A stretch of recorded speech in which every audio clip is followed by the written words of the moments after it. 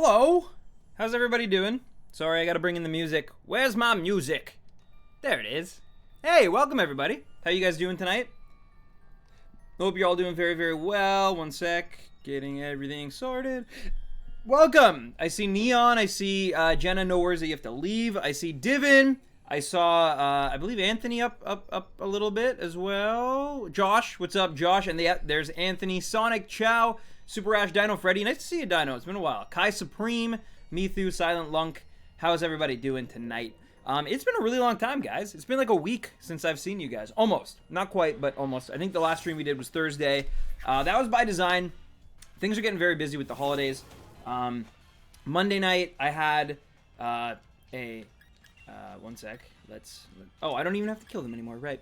Yeah, Monday night I had a sort of dinner for a friend of ours from work, and then on Tuesday, yesterday, I was getting some of the things for the holiday stream on the 21st in order. So yeah, that's look forward to that. That's coming sooner rather than later. I still don't quite know what Pokemon I'm gonna go after because only Impidimp is sort of like, we got to make sure we have Impidimp before that happens.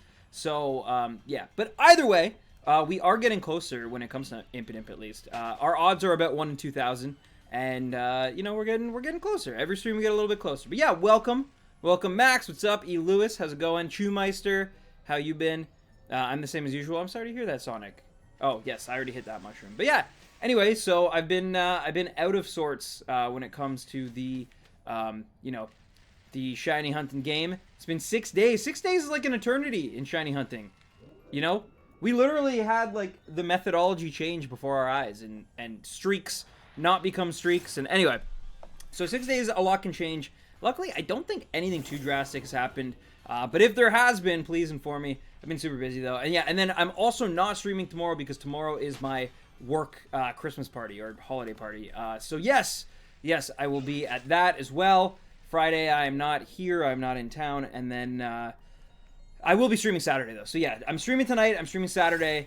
And then, I know, guys. I know it sucks. I wanted to stream a lot more as well. But basically, as, like, the holidays ramp up, so does my work schedule and my work, like, production schedule specifically. Which means I got to get a lot more done at work so that I can inevitably get holidays, basically, right? That's not how it works. I would get holidays regardless, but I do have deadlines to meet before that happens, right? So that's, if I do that, hopefully I'll get Christmas Eve and I can spend that with my family. So that's sort of where I'm at, but don't worry, that's why I specifically put the holiday stream on a Saturday. Not this Saturday, but the next one, but I will be streaming this Saturday as well. So yeah, anyway, I know it's confusing, I know it's complicated, way more complicated than it probably should be, but that is kind of what things are happening right now. Fluff is going to be designing the shirt, which is going to be really dope. So yeah. Howdy, chatter. How's it going? Hey, what's up, M-Trix? How you been? What time is the stream on the 21st? I don't know quite yet. But so here's the thing. It's almost guaranteed to be like somewhere between 11 a.m. and 12, like noon, my time, Eastern Standard Time. And the reason for that is because it's inevitably like, it's got to be that time. Because it's going to be a very long stream. We're going to go like at least 10 hours. I think 10 hours is probably good. I don't know. I'd love to say like, oh, I'll do 12 hours, but I'm just like not quite as agile as a streamer, at least my voice, than as I was like when we did the one 24-hour stream. And I think even 2 years ago with Ultra Sun, Ultra Moon with Guzzlord, we did about 10 hours. So I think that's probably pretty good for someone who doesn't stream for long durations of time outside of like that opening weekend of Sword and Shield. Since then, I've been pretty much like, keeping it to like 3 to 4 hour streams, sometimes even like less than that. So yeah, that's kind of where I am at in terms of streams. But yeah, I've just been very, very busy. Like that's unfortunately, I think most people probably have. December is usually a very, very busy month for a lot of people, right? Whether you're a student, then you got exams or just extra classes. And if you're working, a lot of businesses like, the fourth quarter is sort of their bread and butter, as it were. So everyone's trying, and especially if you're in like the service or retail industries as well, those get obviously very hectic. So yeah, but anyway, how are you guys doing? That's the real question. And thank you, Rico. Yeah, I think tonight we're gonna get Impidimp, and if not tonight, like I think it's definitely gonna happen by the time this week is up. That's at least what I'm hoping for. But yeah, I think Impidimp is probably gonna happen sooner than later at this point. I could be completely like off base and wrong about that, But I do think, like, I think we're going to get it under 2,000. I honestly do. Oh, nice, Emtrix. Yeah, so many of you guys have been finding great shinies. Some of you have been hatching. I almost said Poplio, but no, Sobble. I've seen a lot of Dreepies recently. And Squid has just been, like, playing Platinum and catching everything shiny. A lot of people getting some really good shinies. Yeah, some ones I'm definitely still very jealous of. So, congrats to you guys. And, yeah, keep shiny hunting. Yeah, no worries, Ryan. No worries, dude. And that's very kind of you, Mtrix. If everyone could wish me a happy birthday, I'd appreciate it. You don't have to, though. Beetlebum! Happy birthday! Happy birthday to Beetlebum. Happy birthday to Beetlebum. Happy birthday, dear Beetlebum. Happy birthday to you. I don't know if I'm... Is YouTube gonna, like, copyright strike me now for that? No, I'm kidding. But no, seriously, happy birthday. I hope it's awesome. I hope... You know, it's very cool that you want to spend your birthday with us here on this stream. Hopefully we can get a beautiful shiny Impidimp as a, you know, at least, like, the gift of getting to kind of, like, you know, see it live and all that, you know, because obviously I wish I could just, you know, give you the Impidimp. But first it has to shine, and hopefully it shines today. But, yeah, I've been surprise trades all day. I'm going to try a large chance of getting Master Balls. Nice, Anthony. Keep at it. That sounds awesome. Hey, Stan, I actually graduated high school. Nice! Gaming Gardevoir. Congratulations on that, too. Big day for a lot of people. I told you guys, December is a busy month. December is a very busy month for a lot of people. But, yeah. I also have a question for you guys regarding... So, I was going to hold off a little bit, but, you know, we're about 10 minutes in. I think a lot of people are in here. So, I know that not everybody's going to do this, but if I were to make a shirt designed specifically for the holiday... stream on the 21st. Lynn's Lemon, thank you for the sub. First of all, I gotta get to Lynn's here. Lynn's hype, thank you. Welcome to the Stampede, and appreciate you smashing that sub button. You're awesome, Lynn's.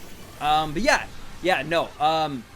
When it comes to the shirts, or hoodies, or whatever they end up being, but I was curious. I want to get your guys' perspective on this. Would you guys rather have like a... So the last one we did was like a homage sort of to Akira, like the Akira poster of like Kaneda in front of the bike, and it was like me in like Pokemon clothes in front of, and Chelsea did that one for us, and it was really great. But I'm curious to know, would you guys rather it be like an homage thing, or would you rather it specifically be like a holiday kind of themed thing? Yeah, no worries, Beetlebum, no worries, of course. We're here for you.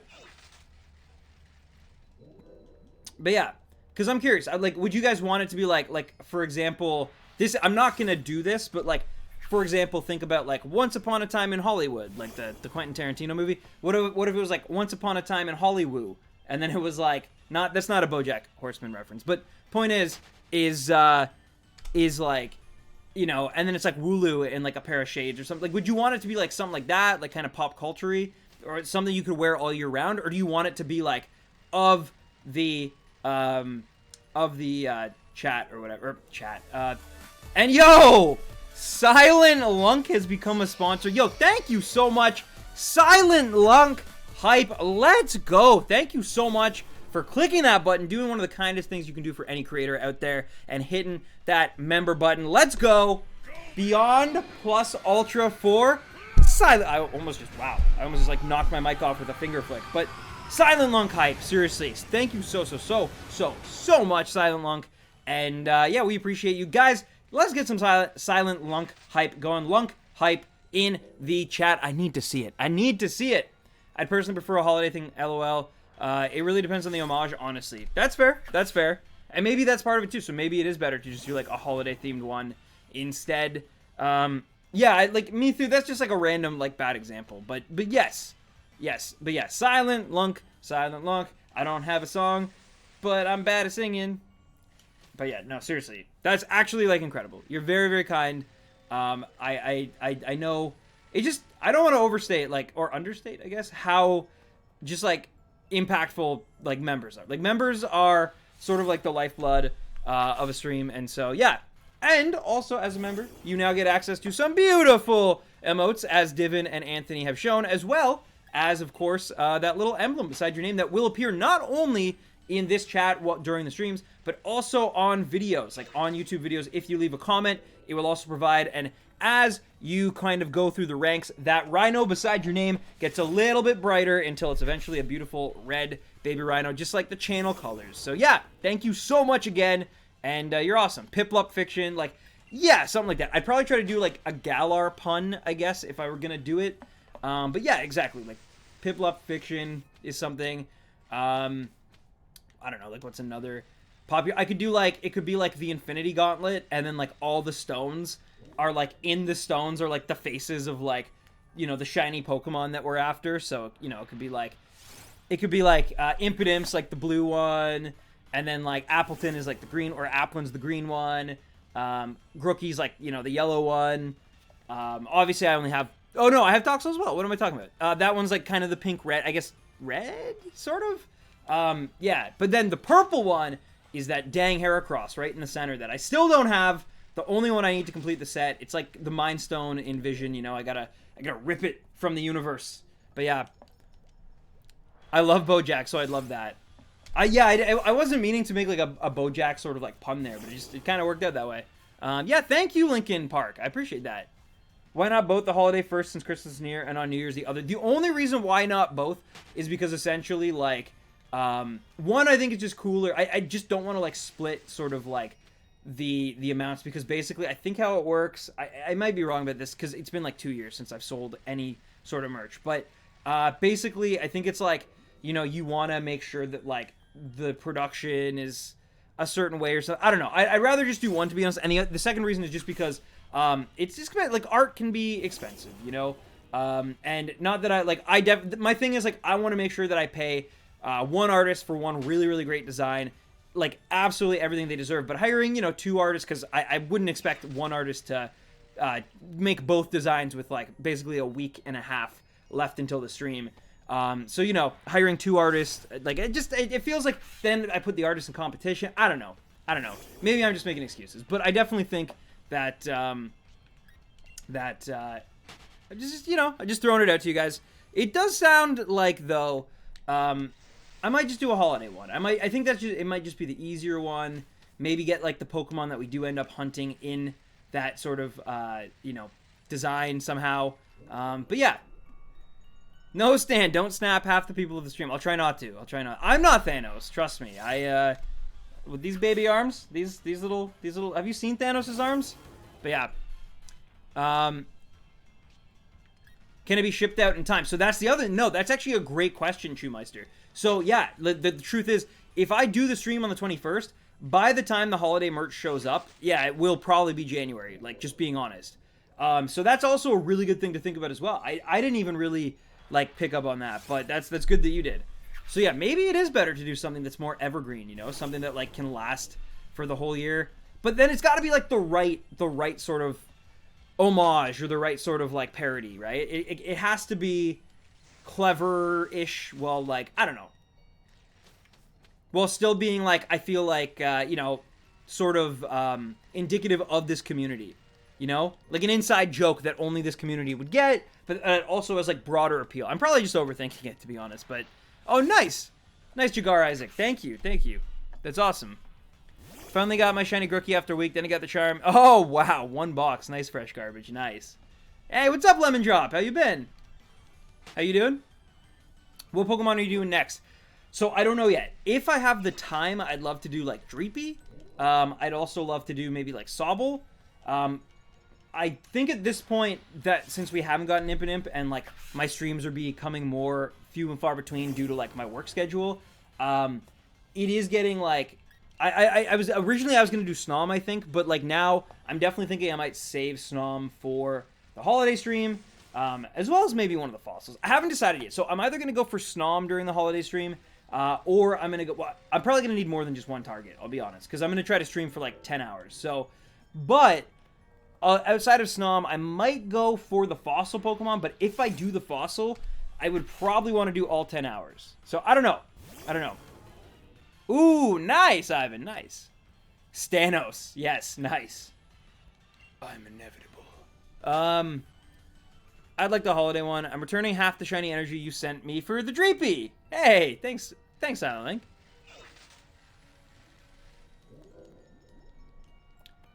Homage it is then, dude. I am in DDD in the Christmas spirit. That's not bad. That's not bad. I'd say a holiday shirt though, because this sort of possibility is like a bunch of shiny ice types with Christmas lights versus Dragapult or Dracozolt t-shirt. That's true. That's true.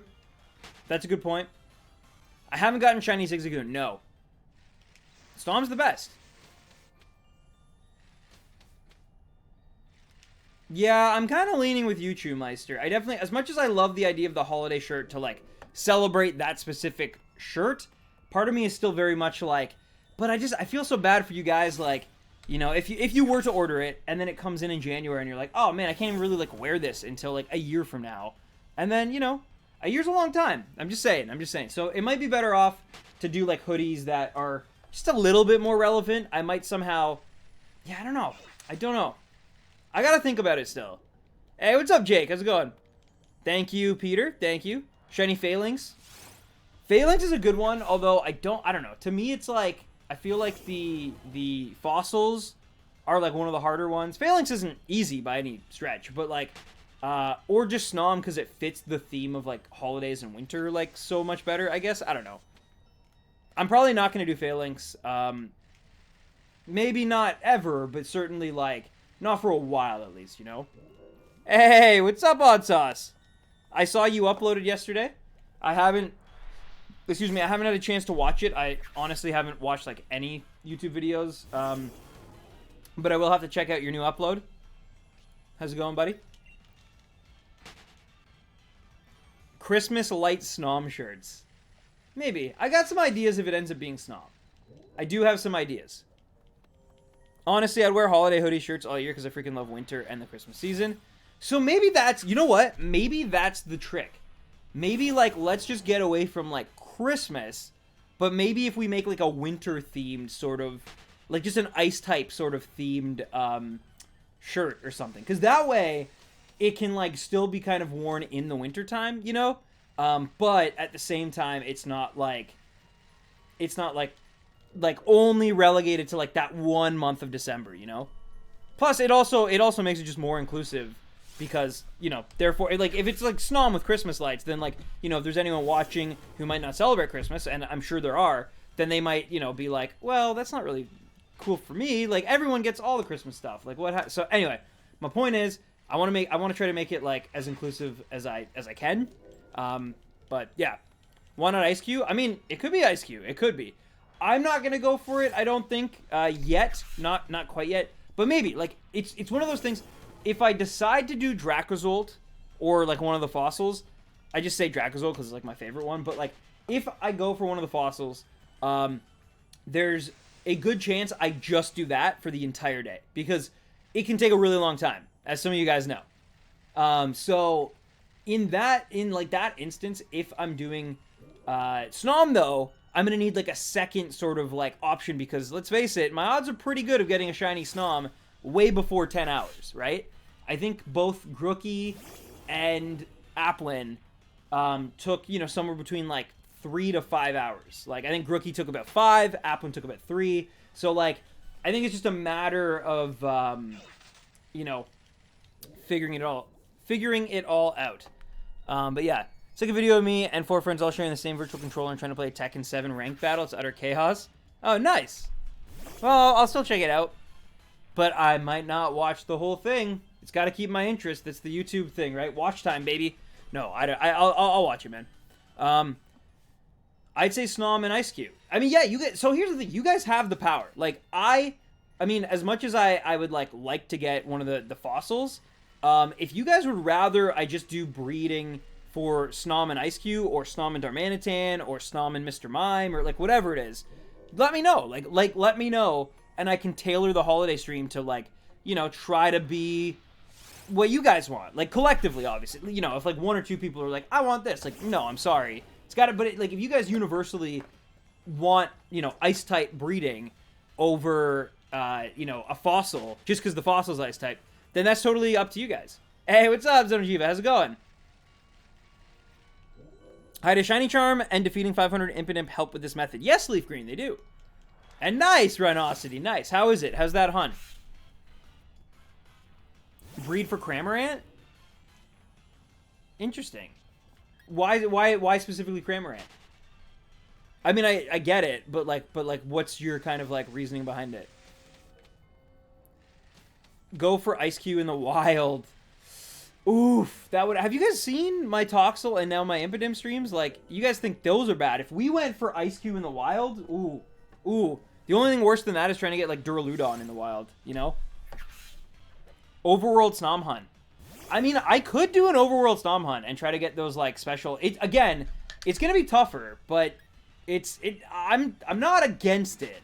Just again, no. If I do that, like. There's a very good possibility. Like, basically, if we do Snom and something like Ice Cube, Darmanitan, Cramorant, whatever, there's a good chance of, like, if I breed those, that we're going to get a shiny on the day, right? But if I'm only doing 10 hours, there's a very, very good chance that if I go for Snom, then, like, Overworld Snom, then, like, we might not even get to 500. Like, it's actually possible, given, like, I don't think it's that rare. Like, it's definitely easier to find than, like, we'd probably get, like, 1,000 maybe done, but it might not show up in that 1,000, right? Impidimp hasn't shown up in 1,000. Toxel did not show up in 1,000. So, I'm just saying.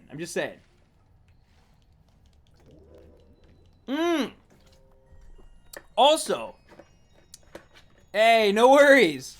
Silent Link, again, thank you so much for, for hitting that button today. Really do appreciate it. Take care. Good luck on your shiny Cramorant, and definitely let me know if you get it. Also, so our good friend Roy Boy just showed up today. I gotta tell you guys, so some of you guys, might have been wondering, oh, is Stan gonna stream? Like, it's getting a little late. He's supposed to stream at 7. It's like 7:05 now. The reason I was slightly delayed today, one was just I had to do an update on Pokemon Shield, like that's part of it. But the other reason is because somebody in this chat named Roy Boy. I'm just gonna completely just sell him out here. He sent me something. I came home to something a little special. I want to show you guys this. I came home to this calendar that Roy had sent me as a Christmas gift. And so one sec. By the way, I'm covering it because my last name is on it where my thumb is. But I'm gonna hold it like here. And basically, yeah, Roy sent me this beautiful calendar. If you're wondering who's in it, that's Roy as a dog with his tongue out in the center there. Here, let me, right there, right? I'm not doing a good job of covering my name, and then we have my good friend Rob as, I guess, the daughter. Like, I don't even know. My fiance Nad as the mom, myself as the dad, and then I believe the Japanese Akihabara salesman who helped us buy a CD and an Earthbound figure as my other daughter, I guess. I guess I'm like, Frozen. I have two daughters, I guess, and they're both men with like, full-on beards. Anyway, point is, yeah. So that is what he sent me. It's something, all right, to come home to this and be like, what? I have a package. What is this? And then you just open it and there you go. There's also, I will open it in a second. I'm trying to like multitask here and still like do the Impidimp hunt. But you open it up and it says like Gamer Time 1, and there he is. Yes, it's the For Brett guy. Yes, you get it, Neon. You get it. But yeah, and there he is in Disneyland, Gamer Time, and he changed you probably can't read that, but he changed everything so that says like New Gaming Day instead of New Year's Day. He literally just changed every like noun into gamer or gaming or something along those lines. I did flip through it, yes. Trust me, I did. So like Gamer Time 2, there he is as Godzilla, or as Donkey Kong fighting Godzilla in Tokyo. It's something. And there's some interesting things in here that I'm not even really sure I get the reference. Like, for example, one of them says like Gamer Jesus birthday, but it's in February. And so I'm like, what? And then there's like TV Pokemon Boy Wednesday. And like, I also don't know what that means. Like, I understand like gamer hearts find each other for like Valentine's Day. Like, that makes sense to me. But like, there's some really interesting like days in here. Gamers oppressed, lose hours. Alolan execute Sunday. No fast travel, enemies are nearby. And then the next day is fast travel. Rare candy day. Like, yeah, there's some interesting stuff. There's some really good photos in here too. And then, and then we get to July. Mew's birthday. Oh, is that it? Did he? Is that actually? Did you actually put in Mew or Mewtwo's birthday, Roy, into this calendar on purpose? Because that seems beyond Roy Boy, to be honest with you. No, it does not have, because that would be the 6th or the 7th. Because I always get your birthday mixed up with. By the way, if any of you guys in chat were wondering what Neon's birthday was, it's the 6th or the 7th of February. I just never remember it because I think it's the 7th. I think it's the 7th. If I had to put money on it, if that's like my final answer, that's what I go with. Also, every Gamer Time title has like a different font. And then we get to July. And then we get to July, and all of a sudden, there's so many. Every single day in July says the words. Well, almost every single day. It says wedding, ? Maybe, ? In July. Every single day. I'm not kidding. Like every single day in July, it says wedding, maybe. And then there's like, and then in the middle, if you notice, there's like some different font, and it literally says, still haven't gotten me that date yet, bro. Please don't forget. But here's the thing. Here's the really funny part about that. Roy got a package. I sent him a package inviting him to be in my groomsmen party that very clearly said save the date, like in bold red letters. So he had the date, and he still decided to make this calendar without checking that package that I sent him, inviting him to be a groomsman in my party. Anyway, I'm sure you guys don't care about my wedding life or, you know, my inside jokes with my friends, but I can't believe it. I just can't believe it. It's amazing. It's amazing. Shibuya, Halloween.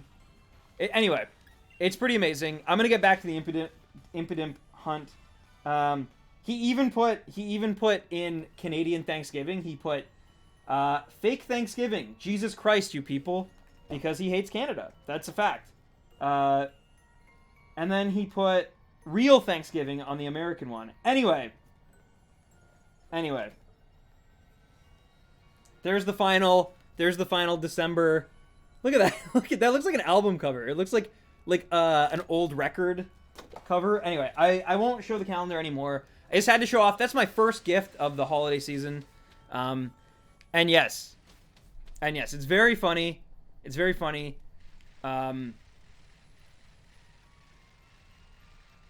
yes, he's hilarious. He's a troll. I love him. Thank you, Roy. When's your birthday? We'll get you a cake. Have any flavor preferences? Is there anything you wanted for your birthday? My birthday is in late July, actually. One of the dates that I might be getting married on, according to Roy. But yeah, he probably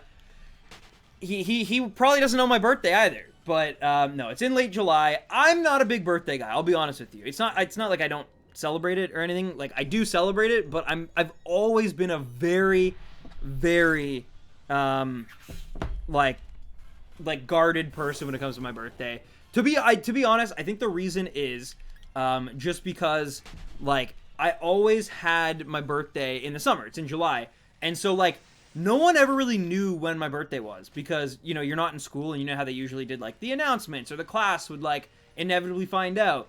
But because mine was in the summer and I was on summer vacation and most of the time I'd be like just at home that day, I'd only really see my family and like my brother. So a lot of people like never really knew when my birthday was, or my friends like were always at it. That's the other thing too. It's in late July. So like a lot of my friends were almost always at a trailer park or a cottage or a vacation of some kind, like just away from their house. So anytime I would try to have a party as a kid, no one would show up to my party. One, because I smelled like poo, but two, because of the aforementioned like traveling thing, right? So yeah, no one ever really showed up to my parties. It was always very hard to organize anything for it. So I always just kind of like, I have no issues with my birthday, but I also never took it too seriously, I guess. Like, it never felt too much special to me. Yo, what's up, Jason? How's it going, buddy? But yeah, he did it on... Yeah, Roy sent it to me via Shutterfly. And what's up, Wolfger? I'm killing a lot of Clobbopus to get my shit. Nice, Wolfger. Nice. How you been? We just send each other deep-fried memes. I mean, Roy sends me lots of memes as well. Don't worry. Posted the art in the Discord. Hey, nice, Jagar. Nice. Smelly Stan. I also suffered from the fate of summer birthdays. Yeah. Look, again, I'm not like, even as a kid, I promise you, I wasn't like crying myself to sleep. In fact, this is actually a true fact. On my 19th birthday, because the legal drinking age in Canada is 19th, like literally all of my friends were away. Like just on my birthday happened to fall on, I believe it was a Friday that day, or a Saturday technically, but anyways, a Friday night. And at midnight, I lived pretty close to a bar, and at midnight I literally just like decided, no one was able to get a drink with me again. The smell, it was overwhelming. I get it. But yeah, so I just walked down the street, and I just walked into the nearest bar and showed the bouncer my ID at like after midnight, and he was like, "Oh, happy birthday, man!" And I was like, "Thanks." And I went in, and that night actually changed my life. That is a true story, because that night I went in and I met up with some old friends from high school that I hadn't talked to in like a few years, and one of those friends is literally on the cover of this calendar. That guy right there. Oh, that guy right there. He was in there, and he treated me amazing and was like, "Hey man, oh, it's your birthday. Here, let me buy you a drink. Like, have a beer." And he like invited me over to his table, and we talked and we hung out. And it goes all right, Jason. Did you get your Impidimp, by the way, Jason? But yeah. Anyway. Yo, Blade Diablo 11. Can't stay too long, but good luck on the shiny hunt. Thank you, Blade Diablo. Before going beyond Plus Ultra, you were awesome. You even did it despite the smell that I emanate on a daily basis. So I appreciate it, Blade Diablo. You are incredible. Blade Diablo hype. Blade Diablo hype. But yes. Please give Blade Diablo some love. Wait, what's with this smell? Well, no one ever showed up to my birthday because I smelled bad. You know? That's just a fact.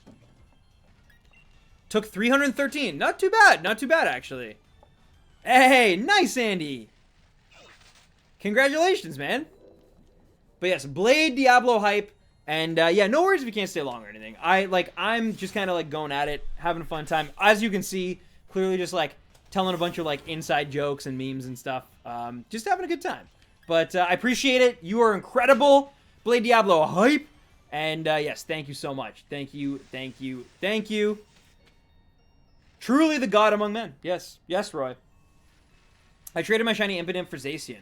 Oh man, I would, if I catch this thing, I'd never trade it away unless it was for somebody's birthday. That's the only way. That's the only way I'd do it. Because unlike me, they didn't smell. Best man, but not the wedding kind, like the Lincoln kind. Oh, I see. I see. I get it. Hey, what's up, Wacky Watermelon? How's it going? But yeah. Yeah. Anyway, my point in that story, sharing... Oh, wow, you guys are figuring out the... Man, you guys are so creative with the emotes. The like, blade and then, like, the devil. That's actually sick. Good stuff. I love it. But anyway, my point in that story about the whole... like that's such a sliding doors moment. Like, could you imagine, like, because the very, very easy choice would be to just, like, not walk down the street by myself like a weirdo and go into the bar by myself. Like, I was just like, I don't know what it was. It was like, I was just, like, possessed by this, like, force of, like, well, I don't care if all my friends are, like, away. I'm going to enjoy my birthday on my own terms. And, like, I don't know. Like, and I'm not really that type of person, to be honest. Like, sometimes I can be, like, I can do crazy impulsive things, but for the most part, I'm usually pretty much like, screw it. Like, you know, I'm pretty stubborn that way. But, yeah, the fact that I, like, walked down, and it literally changed my life. Like, it's so, because if that didn't happen, I don't know, like, what, like, my whole life would be different. Like, it just would. My friend group would probably be different, slightly at least. I don't know if I would be playing Frisbee, like, to the extent I play Frisbee, even though I am, like, a sub now. I don't know if Neon would have gone to Veld. Like, I feel like things just like took a huge turn in my life. I would have never done like a marathon or a Tough Mudder or anything like that. Wouldn't have gotten fit. Like, it just, I'm not fit anymore, but at the time, all because of one weird decision and one really good friend. The little decisions can make all the difference. It's insane. Yeah, like, and so, like, it also makes me think that, like, all the times where, like, maybe I should have, like, gone and been more impulsive, and what, like, amazing things that I've missed out on because I wasn't as impulsive, you know? Anyway, I mean, that's all just, like, you never know. You can't, like, cling to, like, what didn't happen, but still, it's just, I'm very intrigued by that. Like, what would have changed, you know?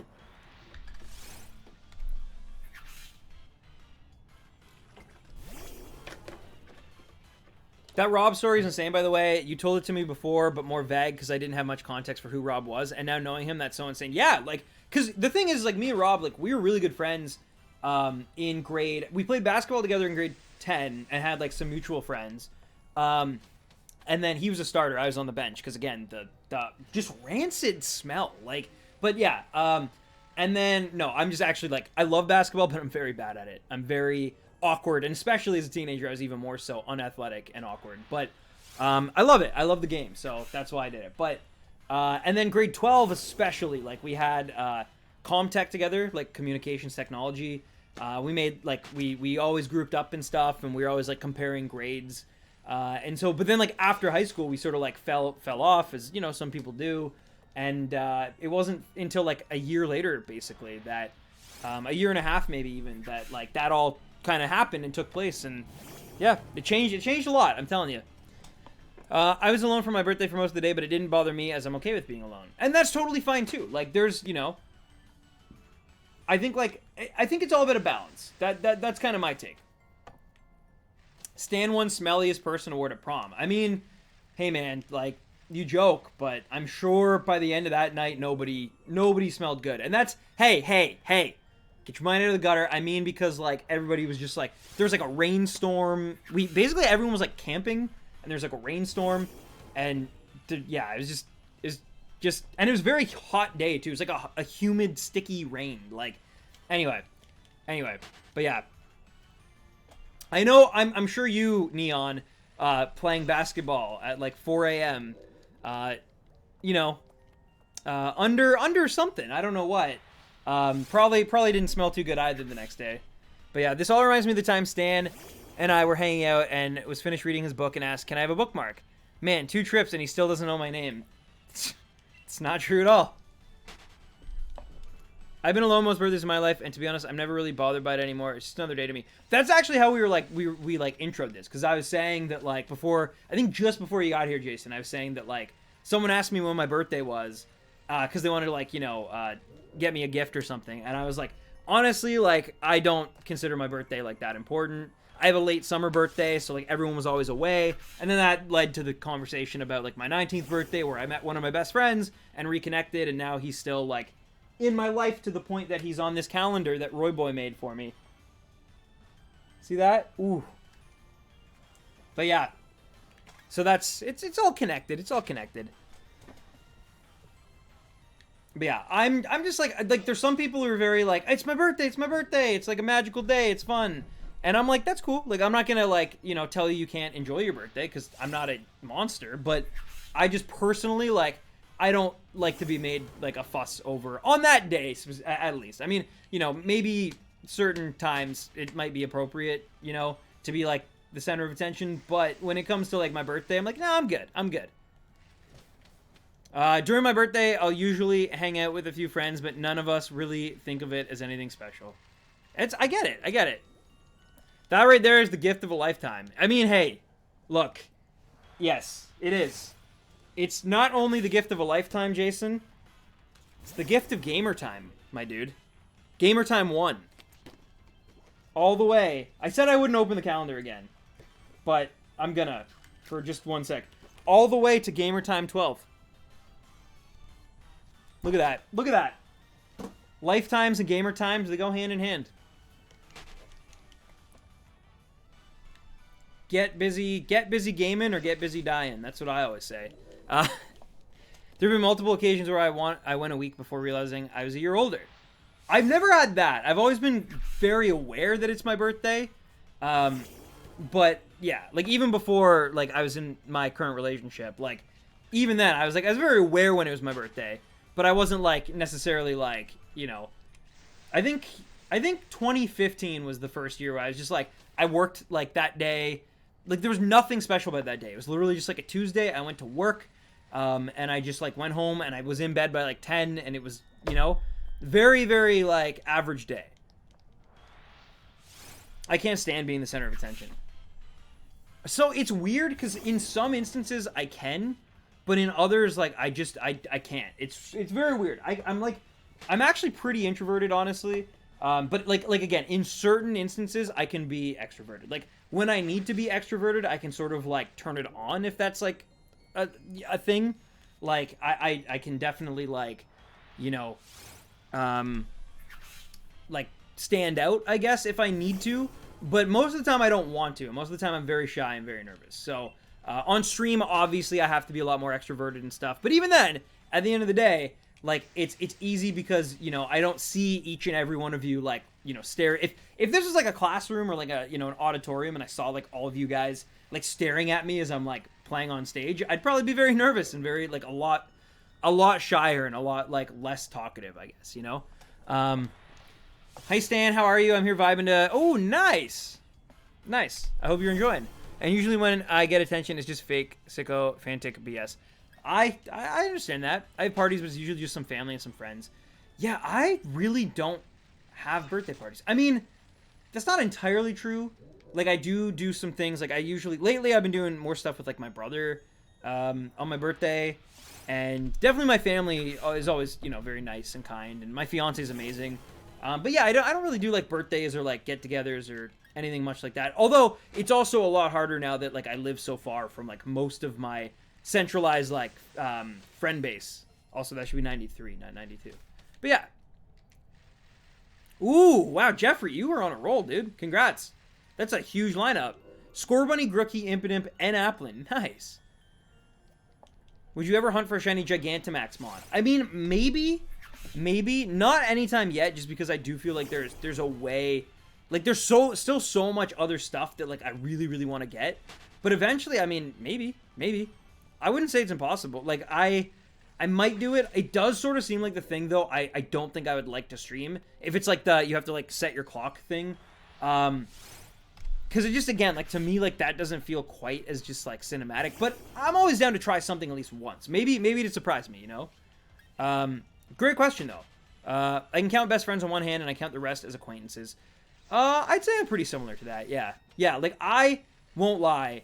I had a hard time. Like, if one of my groomsmen dropped out from my wedding party, I would have a hard time replacing, like, that groomsman with someone who, like, matters even, like, close to the same level as my other groomsmen. You know what I mean? At least in, like, my day-to-day life. Like, basically my groomsmen are like the guys I text and converse with like every single day, or like every other day, every third day, whatever, because, you know, people get busy, but like pretty consistently, where like, you know, if I started kind of like going out of that, it's like, it's probably, you know, like once a week kind of texting people, once every 2 weeks, maybe even once a month, like, you know, yeah. Ooh, nice, Moses. I hope you get it. Or Moises, sorry. Oh my god, I had to remember a story in elementary school, and either before or after saying it on a massive stage, I kind of threw up out of pure nervousness and introverted dread. I get that too. I, believe it or not, was very, very good at doing public speaking at a young age. I'm still pretty good at it, but I absolutely hate it. Like, I'm not a fan of doing it. Again, I just, like, I can make it happen, but I am the type of person who, like, I can't improvise when I, like, do a public speech, or I, you know, have to be on stage in front of a bunch of people. I often have to just kind of like, just like have a script and be able to like memorize that script inside and out. Not a script per se, but just like a fluid combination, like a specific combination of topics in a very specific order. And if I like even deviate a little bit from like one of those like little kind of like, you know, pathways, like stones, then the whole mountain collapses. Like, it's very bad. There was, like, in my 4th grade talent show, we were doing this weird, like, skit thing involving Shrek. This is not even, like, a a meme. I don't know if I've ever told this story. Like, we did, like, yeah, it was like a talent show sketch thing. And I literally got on stage and, like, didn't take it very seriously. And, in front of, like, you know, all grades, like, JK through 8, basically, like, forgot my lines in the sketch and then, like, ran off the stage. Like, just straight up ran off the stage. It was very embarrassing.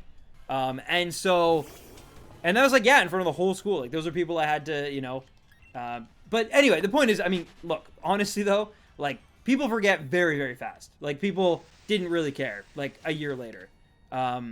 You know, summer kind of heals that. And that was still, like, grade 4 is still pretty young, honestly, all things considered.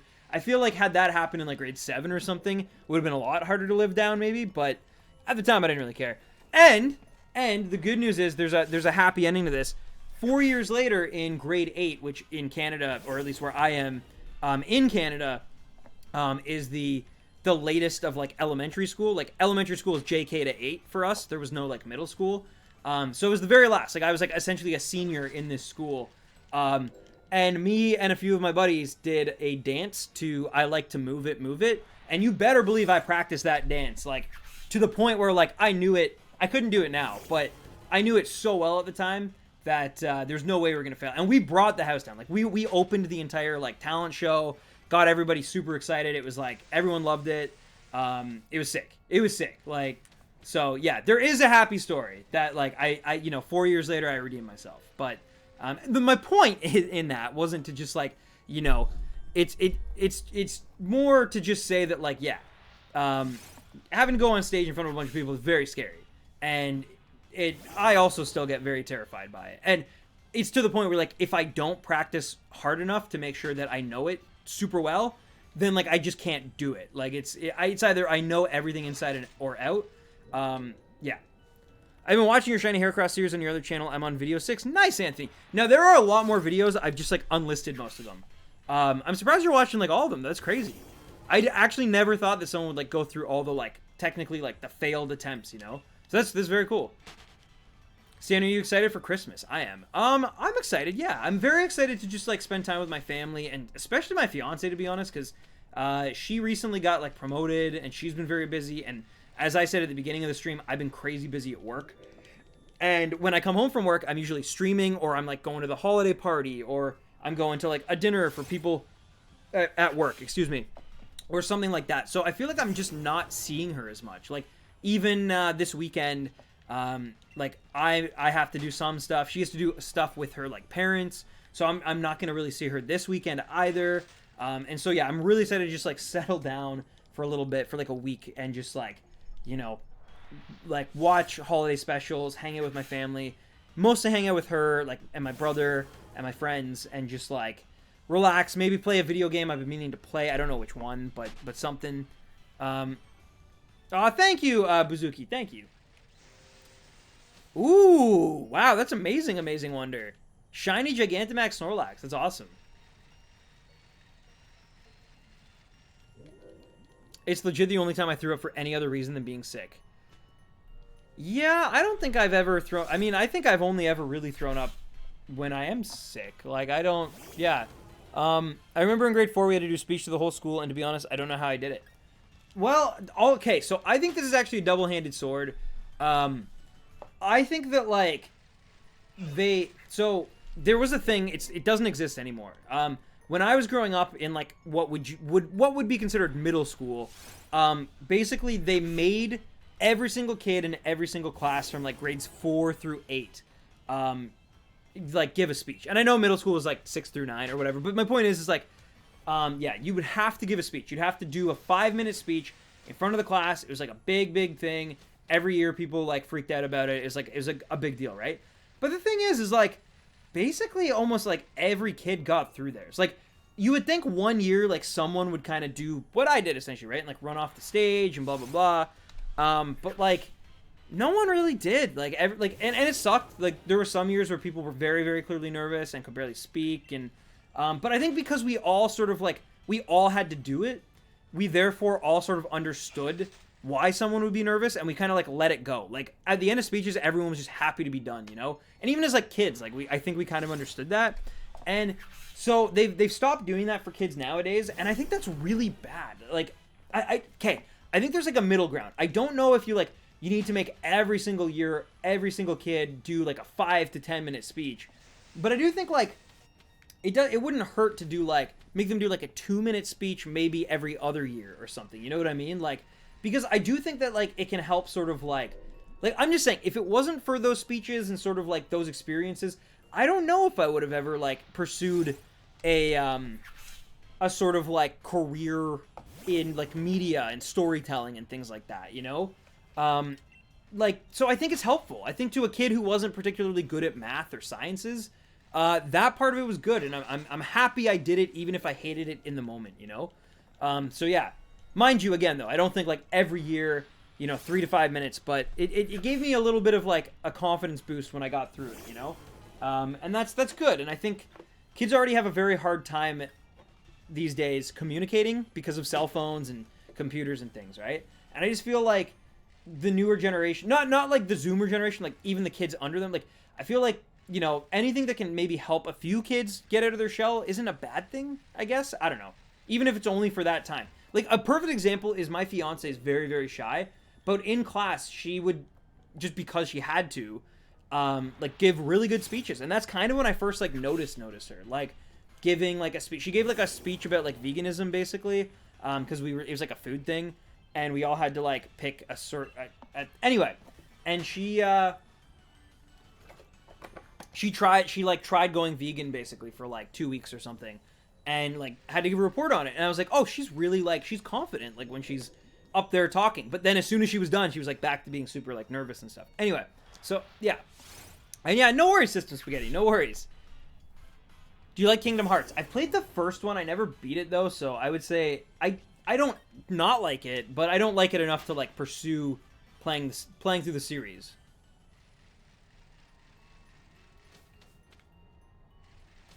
I don't see your much. Sounds like a perfect marriage situation. No, it's bad. It's bad. No, it's just the nature of December. It's very busy.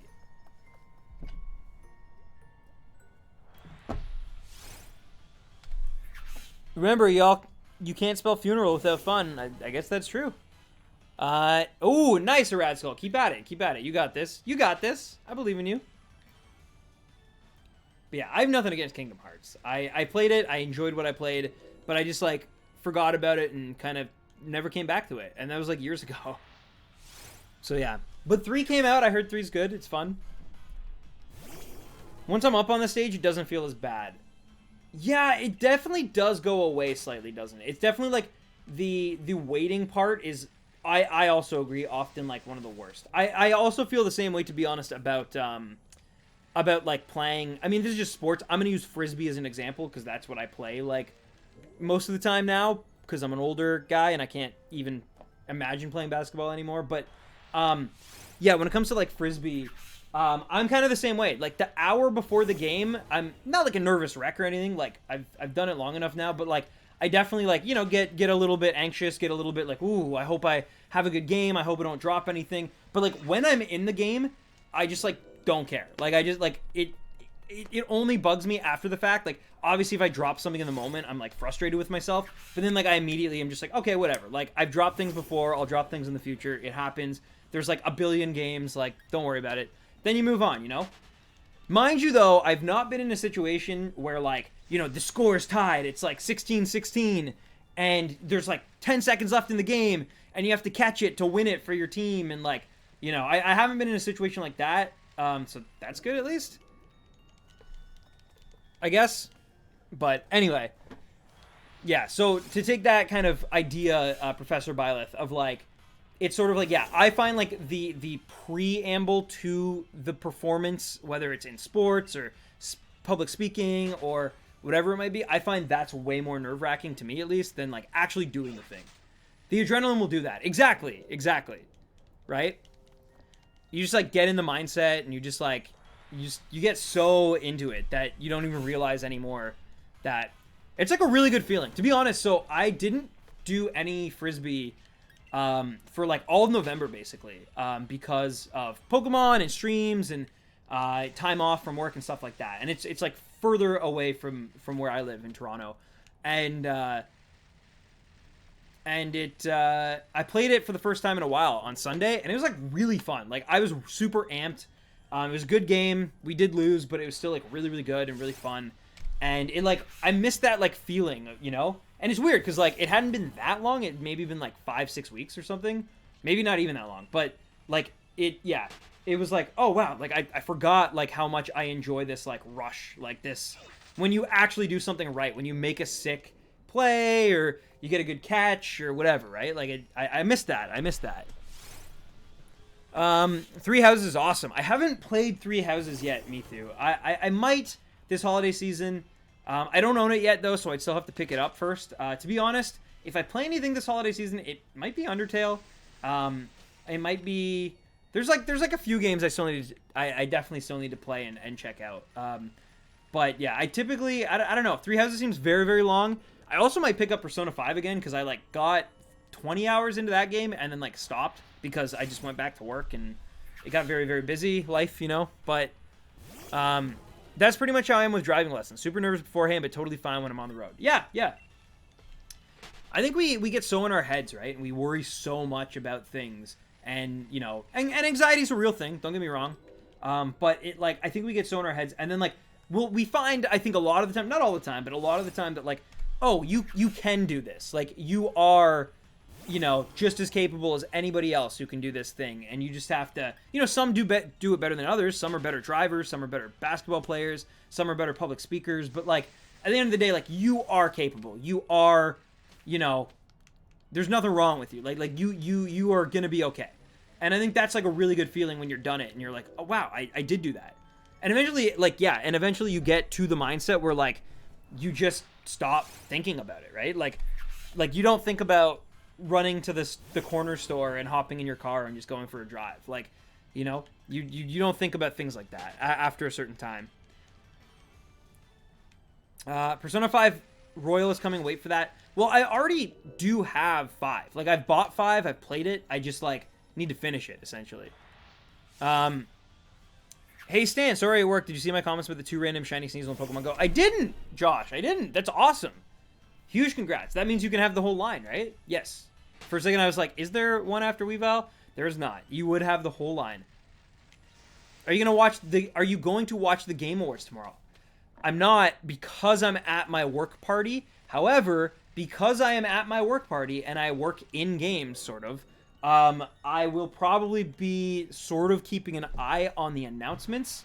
I'm sure if, like, I assume that Smash Bros. Is going to announce something there, the last DLC character.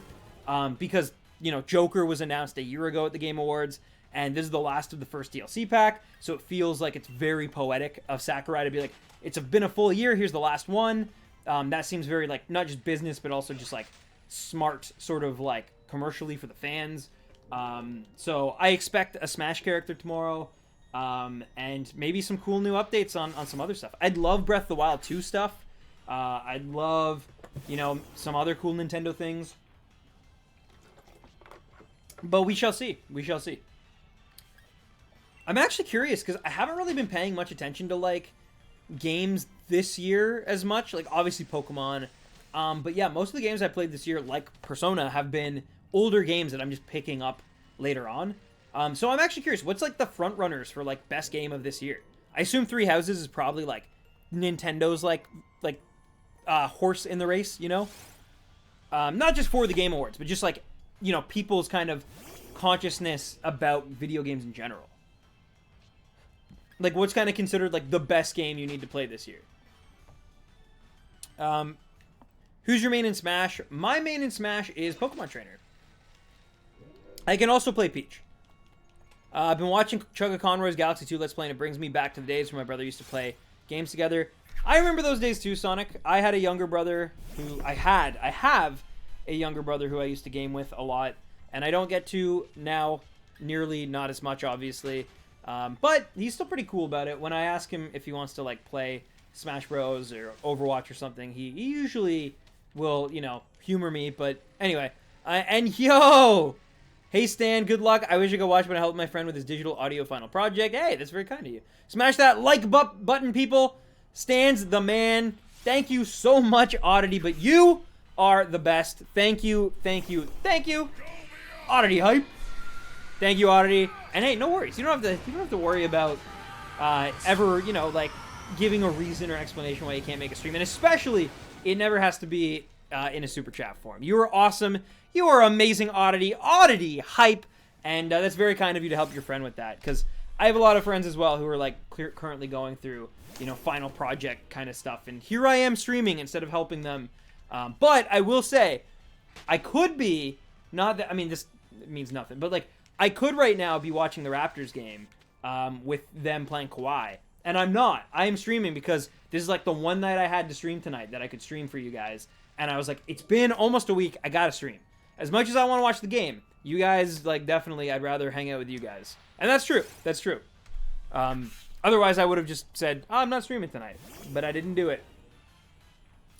My Smash Bros. Main is Peach since I destroy my siblings with her. So I used to be really good with Peach and destroy my buddies with Peach quite consistently. But then my one friend, Rob, picked up DDD, and DDD just destroyed my Peach. There was a few times on Final Destination where I was like near the edge trying to recover, and I got hit by like one hammer, like fully charged, sort of like smash attack from the edge at like, I was at, between 30 and 40%, and I would like lose a stock. And not that, I mean, like, that's part of it, right? Like, oh, I should have DI'd better. I should have recovered better, been less predictable. But I was getting frustrated with Peach, and the reason was because to be good with Peach, especially to keep up with the DDD, I had to like really like perform at a high level consistently. Like, one small mistake would literally cost me a stock. It was very, very tough. It was like I was being very, very mechanical, and I was losing to like, just like smash attacks and stuff. Not that that's not always. He's much better than me. He was in Elite Smash, and I wasn't with my Peach. But like, but still, it very much felt like it was like, man, I'm getting like if I get a punish, it does 10%. If he gets a punish, it's doing like 40%.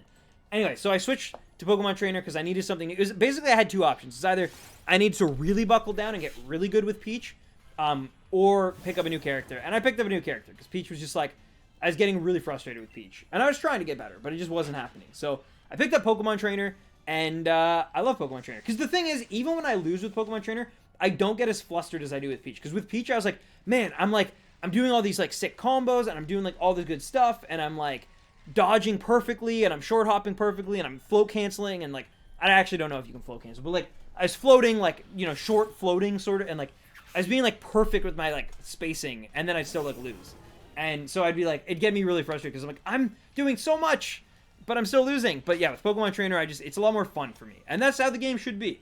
It should be fun,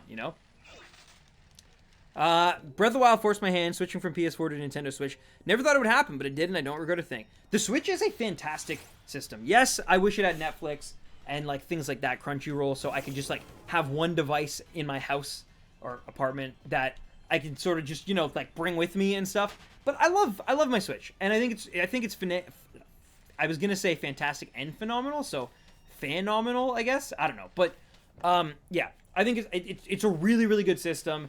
And I'm excited. Oh, also, I don't know if you guys heard this, and mind you, this could have been debunked or just like an oversight. But I read yesterday, apparently Game Freak took Creatures Inc. off of their website, like off their partner's website, which is a big deal. In case you guys don't know, Creatures Inc. used to be Ape Inc., I guess, Siga Shot. Wait, what's his name? Itoi. Shigesato Itoi, the creator of Earthbound, basically, who ran Ape, and Ape was the studio, like one of the third important parts to Pokemon becoming Pokemon. Basically, it was Game Freak, it was Nintendo themselves, obviously, and then it was also Ape, or yeah, well, what is now Creatures Inc. And apparently, Creatures Inc. were the what's up, Z-Wolf? How's it going? Creatures Inc. were the like studio behind the 3D models. For like basically, if you just look up their resume, if you just like Google them or Wikipedia them or whatever, you'll see that like they do all the 3D models of the most recent games for Pokemon. So all the animations, all the Pokemon models, things like that, like Creatures made. And it sounds like Game Freak sort of like got the message that people were not happy with the animations, because yeah, apparently they're gone, and like that's a relationship that has literally been in existence since the beginning of the series. So it's kind of crazy. Like, I don't think people probably don't realize that there's more than just Game Freak that like is part of Pokemon. But yeah, if you know Pokemon's history, like you know how integral Ape is to like the RPG mechanics originally, and then eventually also like just yeah the graphics and stuff. And for them to switch, it means that like some big changes are going to happen, because essentially what it means is that like there will be no reused models and animations in like maybe for the rest of Gen 8, because that's what they have and they're like stuck on a treadmill that is constantly going. But it does mean it's very, very likely that like going forward for Gen 9 and beyond, like they'll partner with a new studio who will like really take it seriously. It's the bro love. You in Elite Smash? No. No, I'm not. I never stay consistent enough. I'm too impulsive and aggressive as a Smash player. Hey, nice Meister. Yeah. Yeah, PC gaming for sure. I can't argue that, you know. Peach is really hard to learn. It's not even like she's that hard. Like she was kind of a pain, but like it was basically to get from that level of like where I was at to getting like that next level where like I could be like not a god, but like very, very good. It was going to require so much time and effort that I just like did not have. I couldn't give myself to the game that way. And so I was like, I'm sorry, like I have to give up this character and move on to another character. But I have nothing but respect for Peach players, because Peach on paper sounds like broken as heck, or did at least, like back when the game came out and I was playing her. Like she sounded so broken, but in practice it was very hard, because like I said, it's all good until you make a mistake. As soon as you flub one of your inputs or like something goes wrong, you are at the mercy of like your combo food, you know? I realize how Nintendo is all about having fun and not being too serious. Pretty expensive though, by and large. Yeah, no, you're right. The Switch is still, because Nintendo really doesn't believe in price drops, right? Or like not for a long time. Also, speaking about Earthbound, did you hear the new screenshots of Earthbound 64 were discovered? Really? Hey, I'm here. What's up, Totoro? How's it going? Welcome to the stream tonight. What is your game of the decade? I mean, I think it's got to be Breath of the Wild. And I mean, like, there are some good games. Like, don't get me wrong. That's a really easy pull. Like, Overwatch, I know it's, like, at this point, I think a lot of people have, like, moved on and stuff. But Overwatch, when it came out, was, like, fantastic. Like, really, really good. You know, what other games have I played? I mean, I played so much this decade. I mean, literally, Pokemon, like, Black and White came out this year. And I think they're really good. And I'd probably put them in my top 10 personal favorite games of 2010. Or the 2010s. I'm trying to think of some other games. I am definitely Grand Theft Auto 5, I think, is like a masterpiece. The Last of Us, I think, is a masterpiece. I think Uncharted 2 was like the 2000s, right? I think it came out in 2009, but Uncharted 2, really good game. Just going off of like, you know, Naughty Dog stuff. But I really liked Insomniac's Spider-Man game. I think it was really, really good. What else? What else did I enjoy a lot? I haven't played. Oh, I liked. I think the original Red Dead came out in the 2010s. Maybe not though. Actually, no, maybe it didn't. I haven't played 2 yet. I also have not played God of War. Persona 5 is probably on there, despite, as I said earlier, not really playing enough of it. But yeah, I did play a lot. Smash Ultimate for sure. Smash 4 also. Like, Smash 4 was also like a big deal for me. It's where it's the game that I discovered Etika on. It's the game where like I think me and my friends really came together to play Super Smash Bros. Melee in prep for that, and then that game afterwards. So yeah, Smash 4. Smash 4 is probably a more integral game to my life. Like, I have more memories with that game than I do with Ultimate, even if I agree Ultimate's by far the better game. I detest GTA. Oh, man. Is it weird that Overwatch came out nearly halfway through the decade? I mean, not really. Oh, Portal 2? Portal 2 is a great game. I'm trying to think. But yeah, no, I think at the end of the day, though, Breath of the Wild is sort of just unlike anything else I played. And mind you, I'm not a big open world person, which is why I left off things like The Witcher. I left off things like, you know, Skyrim. when I was just, naming my games, because I didn't play those games because I'm not really a big, like, I'm just not a big fan of, like, open world. I like to be able to complete my games, which, even though Breath of the Wild is massive, I still was able to feel a sense of closure with it that would just be impossible. And to be honest, it is also impossible with a game like GTA 5. Like, but GTA 5, I just enjoyed it for, like, the fun of it, which I'm sure also applies to, things like The Witcher 3. But yeah. Metal Gear Solid, Phantom Pain, and Dark Souls 2 stand a chance.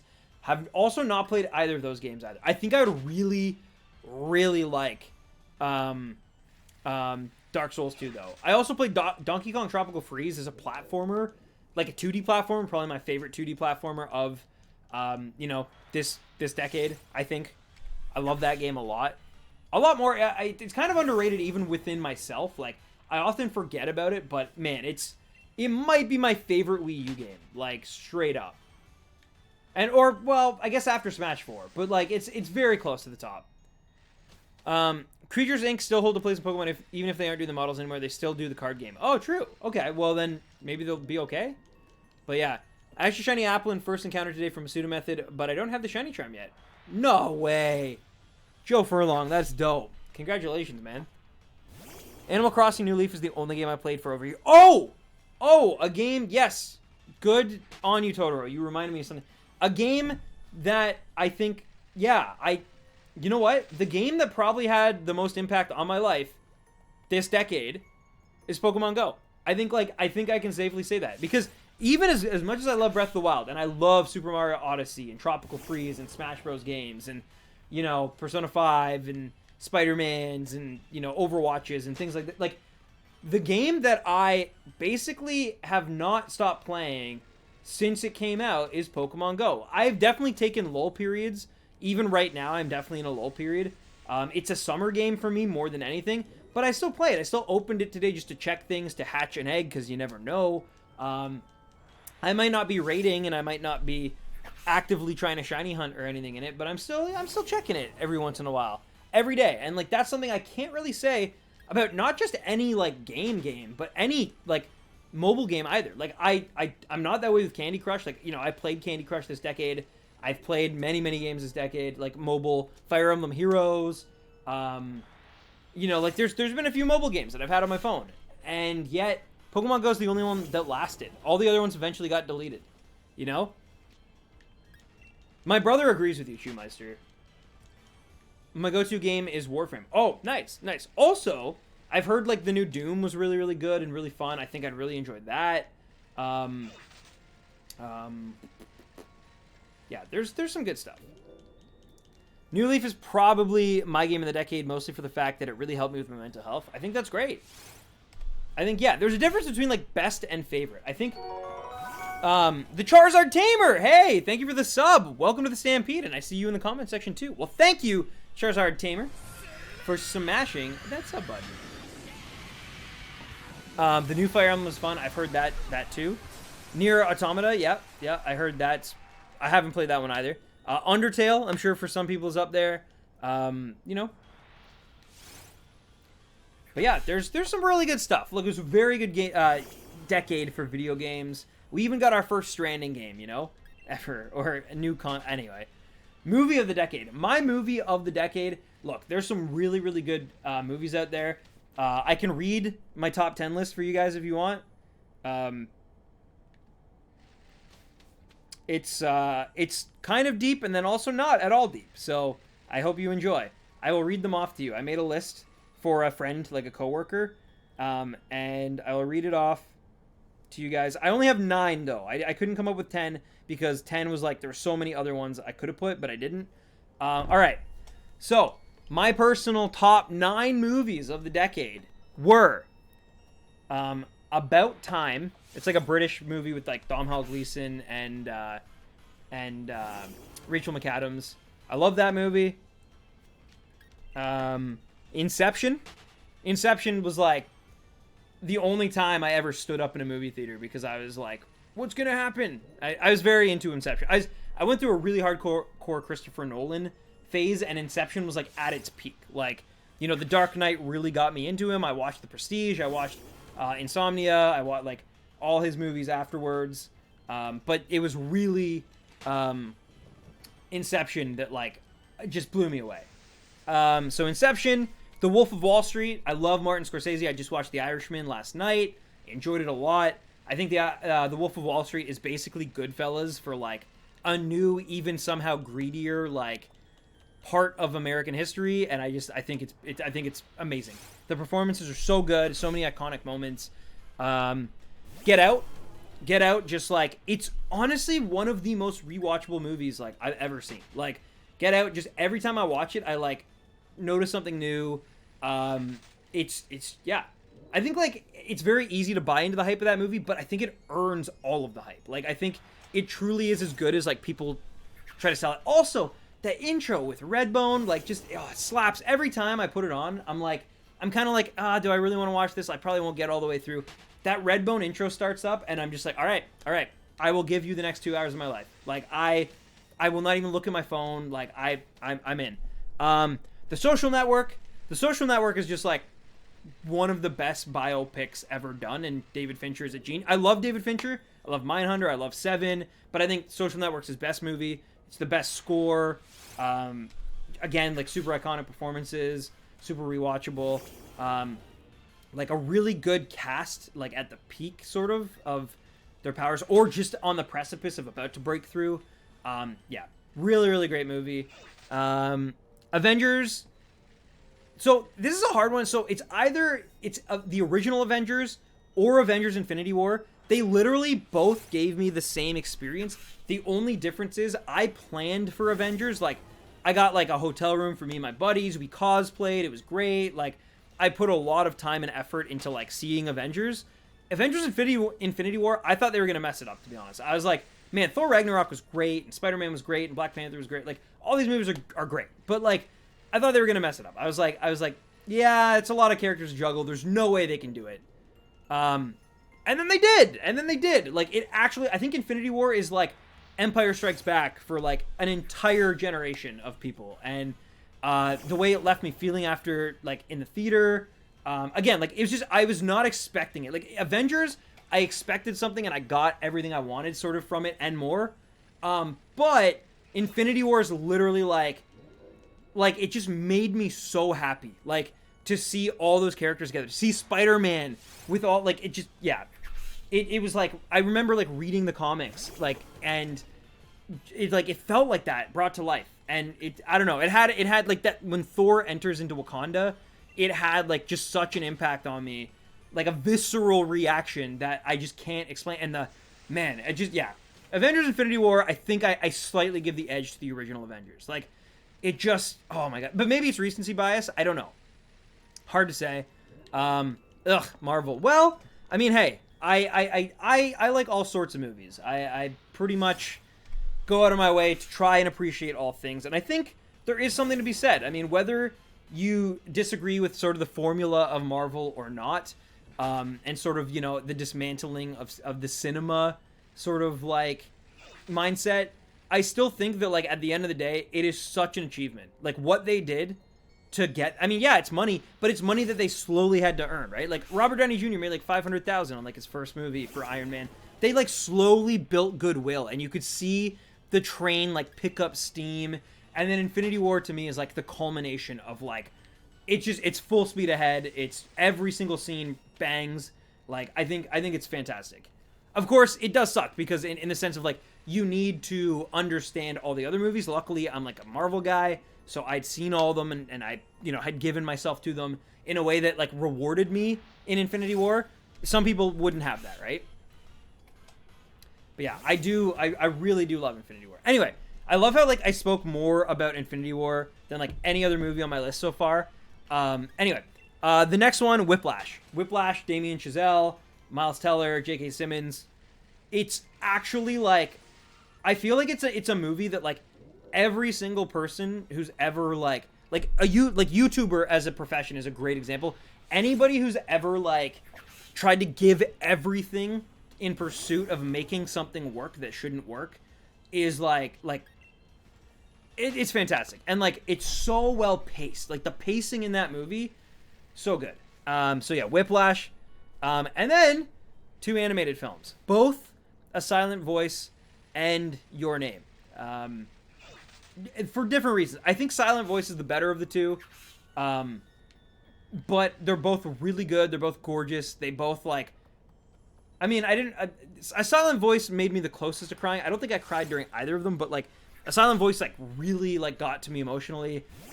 Your Name did slightly, but to me, like, Your Name is more bubblegum. It's more, like, pop. It's more, you know, Radwimps. Like, just that soundtrack slaps.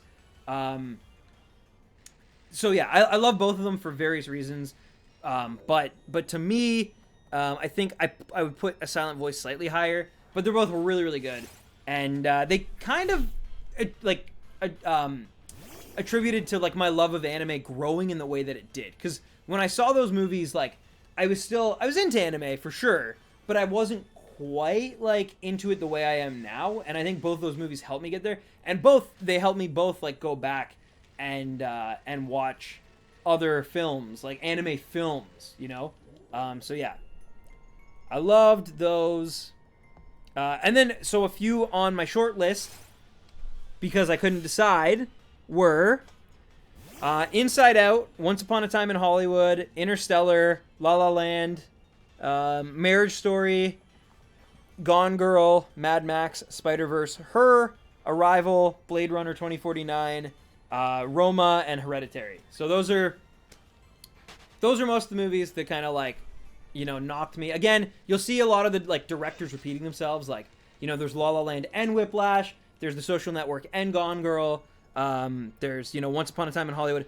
I would have also, of course, like, put Inglourious. I'm not going to say the last word. Well, I can. It's the title. Inglourious Bastards from Tarantino. But that was 2009, so I couldn't put that. But, yeah, a lot of similar directors. Also, if anyone there is also saying, like, Marriage Story, didn't that, like, literally just come out a week ago? I did see it at TIFF, so I've been able to, like, settle on it a lot longer than some of my other friends and stuff, and I've been able to watch it, like, twice now, and it's really good. Like, it's really good. But yeah. Fate Zero was awesome. Yeah, Fate Zero is great. Ooh, nice thing. Congrats, dude.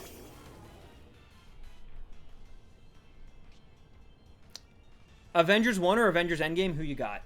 I'm gonna say Avengers 1, and not that, like, okay, Endgame it's the epilogue, right? It's a great film. I love Avengers Endgame, but Avengers 1, again, like, it was, like, historical. Like, it made history in a way that, sure, I guess you could say, like, you know, some older movies had kind of, they weren't the first to do, like, cross pollination of, like, you know, I think, like, Abbott and Costello and, like, the Universal monsters and stuff had done it time and time again, right? Like King Kong vs. Godzilla, things like that had always existed. Crossovers had always existed, but, like, the way they did it and, like, to the extent they did it with the budget they did it at is almost impossible. And, like, the luck on their side, like, yes, like of course, you know, Edward Norton left, Terrence Howard left, like, things happen, people had to leave, Joss Whedon had issues, like, but at the end of the day, like, the fact that, like, they're so lucky that, like, no one really, like nothing happened, like, they never had one stinker that, like, was so bad that it ruined everything. Like, it went into memehood in a negative way and literally poisoned the entire MCU. Like, to do that for, like, 24 movies, even if I agree, like, a lot of Marvel movies are just, like, average. They're just, like, but, like, to never even have one that, like, became, so, like a 12%, like, Suicide Squad sort of, you know, meme-a-thon is really impressive. Especially those earlier times when they didn't have the money and they had, like, Ike Perlmutter running it. To pull off the Avengers the way they did with the budget they had, really, really impressive, honestly. Endgame, by that time, they had all the money in the world. The cast was locked in. Like, it just didn't feel quite as fresh, I guess. But still love it. Still love it for, like, just wrapping things up, you know? Favorite TV show? Favorite TV show? That's a great question. I really like Barry right now. I watch My Hero Academia week to week. Succession's really good. Trying to think of, like, non-HBO stuff. BoJack Horseman is really solid on Netflix. Yeah, I don't know. There's nothing, like, in TV that I could just immediately point to and be like, that's my favorite of them all. There's, like, just a few shows that, like, I kick around and watch. But yo, what's up? Taka, how's it going, man? Detective Pikachu was a good movie. I thought it was fine. I thought Detective Pikachu was fine to me. Like, it was good. Age of Ultron isn't amazing, but it isn't bad. It's definitely the worst of the Avengers films, but it's kind of amazing because it felt like they probably forced this to happen the way it did, but it sort of felt like in hindsight, it was more important to a lot of things than we initially thought. Like, there's a lot of moments in that movie that would pay off later, and we didn't even, like, realize it at the time. That makes it better on rewatch, but I still don't think that gives it, like, a pass, because I think they, like, almost, like, shoehorned some of those references and, like, payoffs later on, as though to be like, no, like, we have to, like, legitimize it. Like, oh, this movie was a lot better than you think. And it's like, I don't know if that's fair. But anyway, all right, I'll try not to, Kawarubunga. I've only been able to watch Guardians of the Galaxy 1 and 2 all the way through. That's fine. That's totally fine. For the record, I do think my personal favorite is Guardians of the Galaxy 2 of all the Marvel movies. Even though, like I said, just because it's just a different reaction I had, right, to cinema. Like, Infinity War, I had a completely different reaction to that than I did Guardians 2, even if I personally resonated with Guardians 2 more than a giant space battle movie, you know? Which is funny, because, like, also Guardians 2 could be class. Anyway, Breaking Bad. Yo, Breaking Bad is sick. Like, of all time, it might be my favorite TV show. Breaking Bad, yeah, it's probably my favorite TV show of all time. It's, like, so good that, like, I almost, like, don't want to watch it through again, because it might, but I've heard it holds up. I've heard everyone I've talked to who's, like, watched it, since it, like, finished, like, binged it, has always been like, yeah, no, it's amazing. Like, it holds up, don't worry. Thor: The Dark World by far is the worst. I think you're probably right. Like, yeah, you know what? I know you're right for a fact, because I did a Marvel marathon with my fiance before Endgame, like, watched them all, and I hadn't seen Thor: The Dark World since it came out in theaters. And I was actually excited to watch it again, because it's one of the few that, like, I hadn't watched multiple times, because before Infinity War, I watched some of my favorite Marvel movies, etc., right? And it came out in, like, 2013, so it'd been a while. And the other reason, too, is because I knew that, like, oh, one of the Infinity Stones exists in Thor: The Dark World, and I never watched it knowing that it was an Infinity Stone, so maybe I'll find some, like, new fun things. There was, like, one new fun thing I found. Other than that, it was, like, the only one that I literally had to just stop and not finish. Like, I didn't finish Thor: The Dark World. I think I fell asleep through it, turned it back on, and was like, I should probably go through it again. And I was like, nah, I'm good. I just moved right on to, I think the next one was Guardians. So, yeah. Yeah, I agree with you. Thor 2 probably is the worst of all the Marvel movies. I mean, yeah, it's so bad that they had to literally revamp the entire franchise. Have you watched Stranger Things? I have, yeah. I do like Stranger Things. I don't love it in the way that I love Barry, or I love Succession, or I love BoJack Horseman. Like, I don't, like, await it on pins and needles, but it's fun. It's a really fun show, and I enjoy watching it. The acting is really good, and I love the music, and yeah, the atmosphere.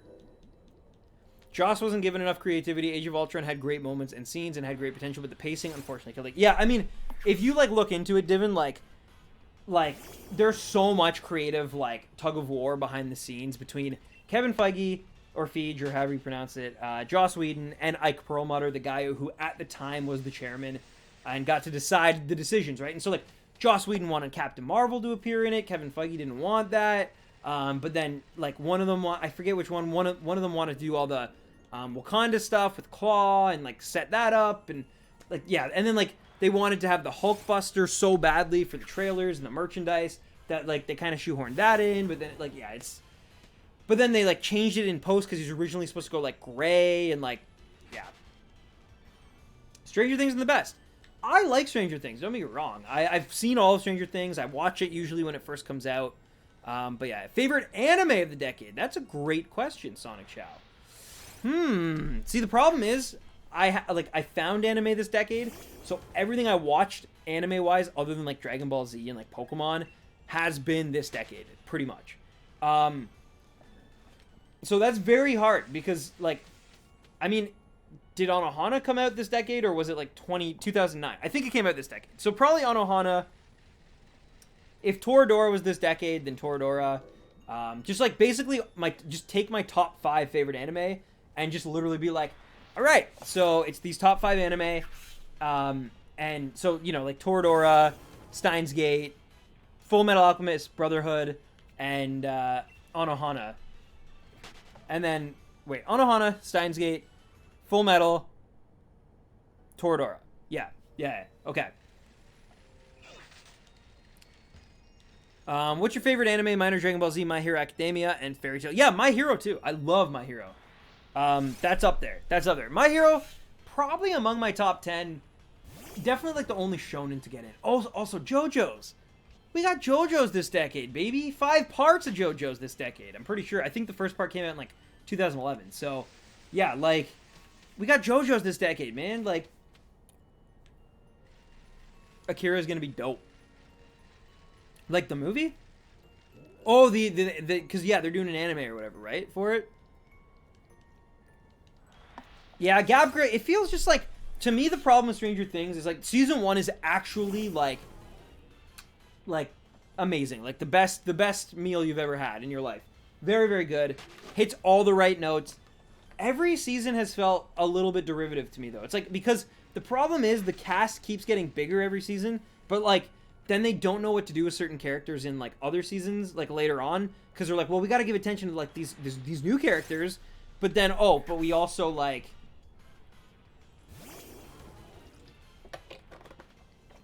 we can't forget about these older characters. So it just feels like it's getting too big almost, you know? But then the problem is when they tried to like go out of the series proper and go to like Chicago with that like standalone 11 episode, then it's like no one wants that either, because the whole charm of it is the small town kids, like, you know, not like we're not here to watch like the outsiders. We're not here to watch like punk rock kids in the big city steal from the bad guy, right? We're watching a bunch of like kids.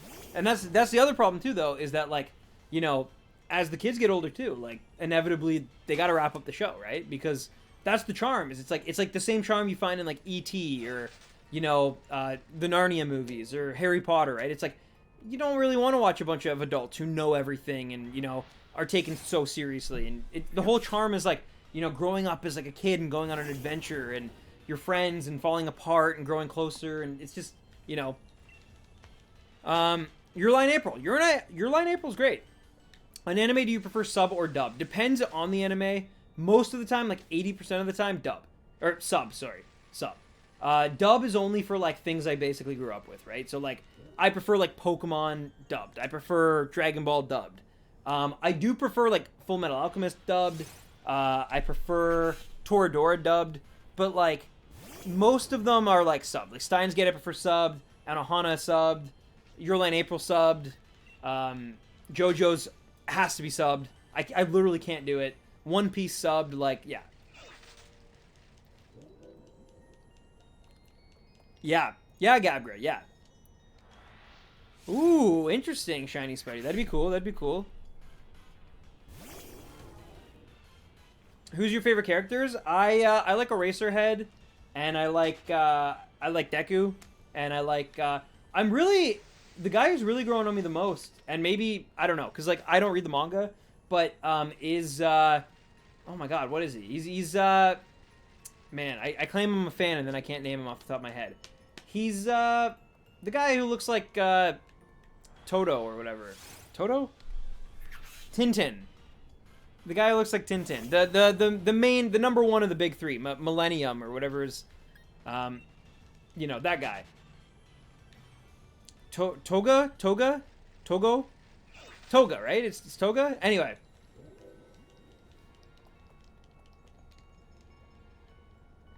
Hunter x Hunter came out in 2011. I love Hunter x Hunter too, so that's also on the list. Yo, Super Ugly, what's up, man? How'd everything go? Lemillion, yes. Red Riot. Yeah, Red Riot is sick as well. I'm really excited for the new episode this Saturday with him. I finally caught up on it, by the way. Yeah, he's been really good this season. Like, I wasn't crazy, like, sold on him, but so far this season, I like how they're positioning him. Mind you, again, I haven't read the manga. Please, no spoilers. Like, I don't know what happens. Maybe he gets ruined. Maybe he, you know, takes a step back. So far, he's been really, really cool. But yeah, mostly, like, Aizawa is sick. And Deku, I love following his story. Todoroki, of all the, like, other characters in, like, Class 1A, like, Todoroki probably, I guess. Seems the most interesting to me. Tokoyami's my favorite, the edgiest boy. Nice. Yeah, I'm excited for that, Shiny Spidey. Doom is gonna be great. Doom is definitely gonna be really, really good. Oh,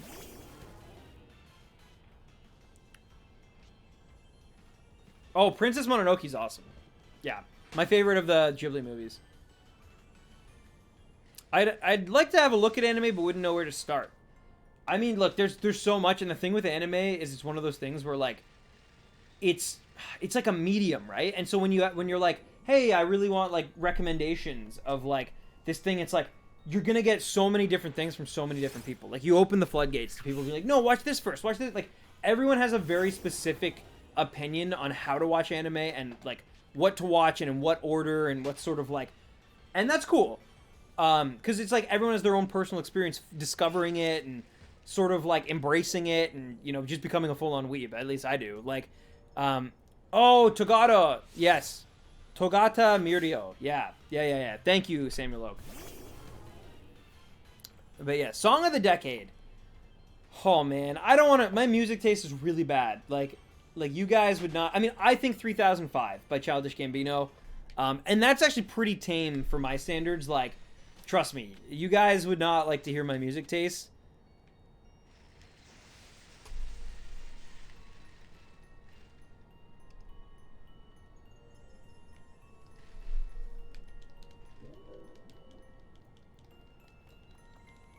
Well, I love Princess Mononoke. I have the event soon to come in MHA spoiled for me. Spoilers are the worst. I agree. Have you seen Amagi Brilliant Park? I've seen like the first like 5 episodes. Just didn't like click with me, honestly. But I tried it. I did try it. I started with Fairy Tail. Fairy Tail was one of the first ones I did too because it was on Netflix at the time. Basically, like my first introduction to anime is very tied to Netflix. It was like whatever I could find on Netflix is what I sort of just like watched. But yeah. Hey, that's fine, Z-Wolf. That's fine. Yeah, Fairy Tail does always get like the raw end of the deal for sure when it comes to like anime fans because like the truth is there are much better shonen out there, right? Fairy Tail kind of distills shonen into its most like basic formula, but it's still a winning formula at the end of the day. I don't mind Fairy Tail. I really don't. I think it's really fun. Sometimes the fan service can be a bit much for me personally, and sometimes the whole like friendship is the most powerful magic kind of thing gets old and cliche very fast. But the Tenru, or is it Tenejima or whatever, the island arc where they're doing their like they're trying to get their like A like class or whatever, so good with Hades, and like that's my favorite arc in the entire thing. And like I really do think it's fantastic with like Kana and Guild Arts, and it's really good. I was hyped for that. Spirited Away objectively is like by far the better Ghibli film.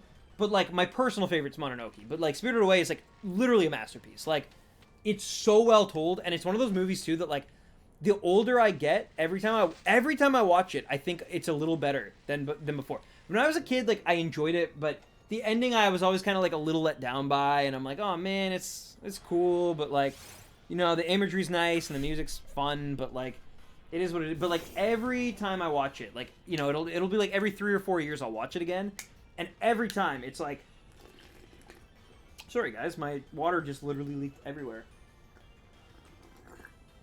Sorry for the like slobber sounds there. That sounds like I'm doing something really, really bad with weed. But I'm not. It's just water. Soul Eater has such a cool atmosphere. I haven't seen it, but I've heard really good things about that one. Found my new stream to watch. I hate watching the Masuda Method Hunters. This is how I hunt. Nice, Shiny Spidey. Yeah, I have nothing against Masuda Method Hunting. I mean, I literally did it not that long ago. But, yeah. Oh, nice, Relaxed Hoodie. Nice. I did. Yes, Suhail, yes. Chimera and Arc. Midnight or Mount Lady? So the big question is Midnight or Mount Lady? I mean, so far it just seems like Midnight has more of a character, I guess. So I guess her. Like, she seems more, like, pertinent and is in, like, more episodes. Mount Lady seems like literally just, like, pure I mean, maybe it gets different, or maybe I'm forgetting something important, but seems like just pure, like, sort of wish fulfillment fantasy. Like, I want to watch Ponyo. Ponyo, haven't seen it. I haven't seen Ponyo either. I still really need to see the Wind Rises as well. I have not seen the Wind Rises either. Ooh, nice, Sonic Chow. You have a cool teacher. Gajeel and Gray. Who's your favorite fairy tale characters? Probably Juvia, because she's hilarious. And Laxus, probably, just because I like, yeah. I like electricity. What can I say? I like electric types. The first Pokemon I went for in this is an electric type. If I was a Pokemon gym leader, just look at my hair. If I was a Pokemon gym leader, I would absolutely be an electric type gym leader. Like, that's just facts, right? So, you know, you can't hide from the truth. But yeah, so I always really liked Laxus a lot, and I'm glad that he got like redeemed and stuff. But yeah. Hey, what's up, I Like Tiger? Have you seen Wolf Children? I have. It's really, really good. I don't quite think it's as good as Summer Wars or The Girl Who Leapt Through Time, but it is really, really good. We're going to watch Spirited Away at the end of the semester. Man, it's so good. It's so good, Spirited Away. It's just like, it's so, because it has that feeling of like, I don't want to say innocence lost. That sounds a little like weird, but like just that, like, you're growing up and like the magic of like being a kid is just gone by the end of it, you know? Like, it feels like you've lost something, but like in a good way that makes you like feel human, I guess. I don't know. I'm no film critic, so I'm probably just trying to sound smarter than I actually am here, but it's like it's really, really good. And it always like knocks me. Like, and like I said, the older I get, the more I'm just like blown away. Worst movie of the decade. Oh boy.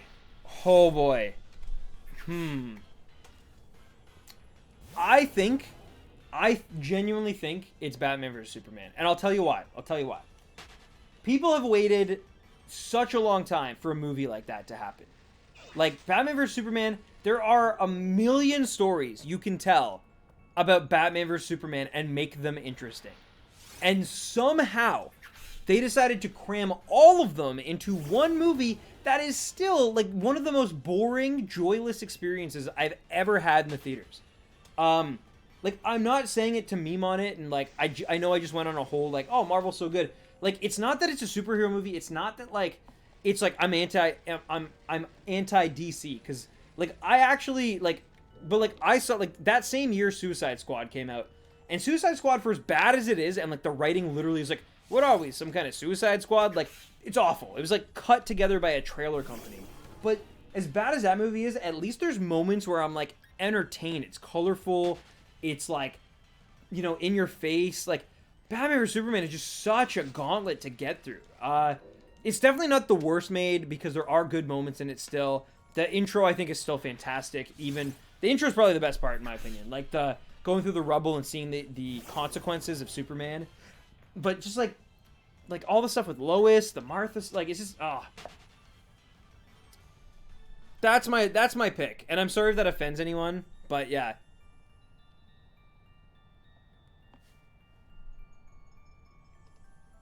Oh, that's really interesting.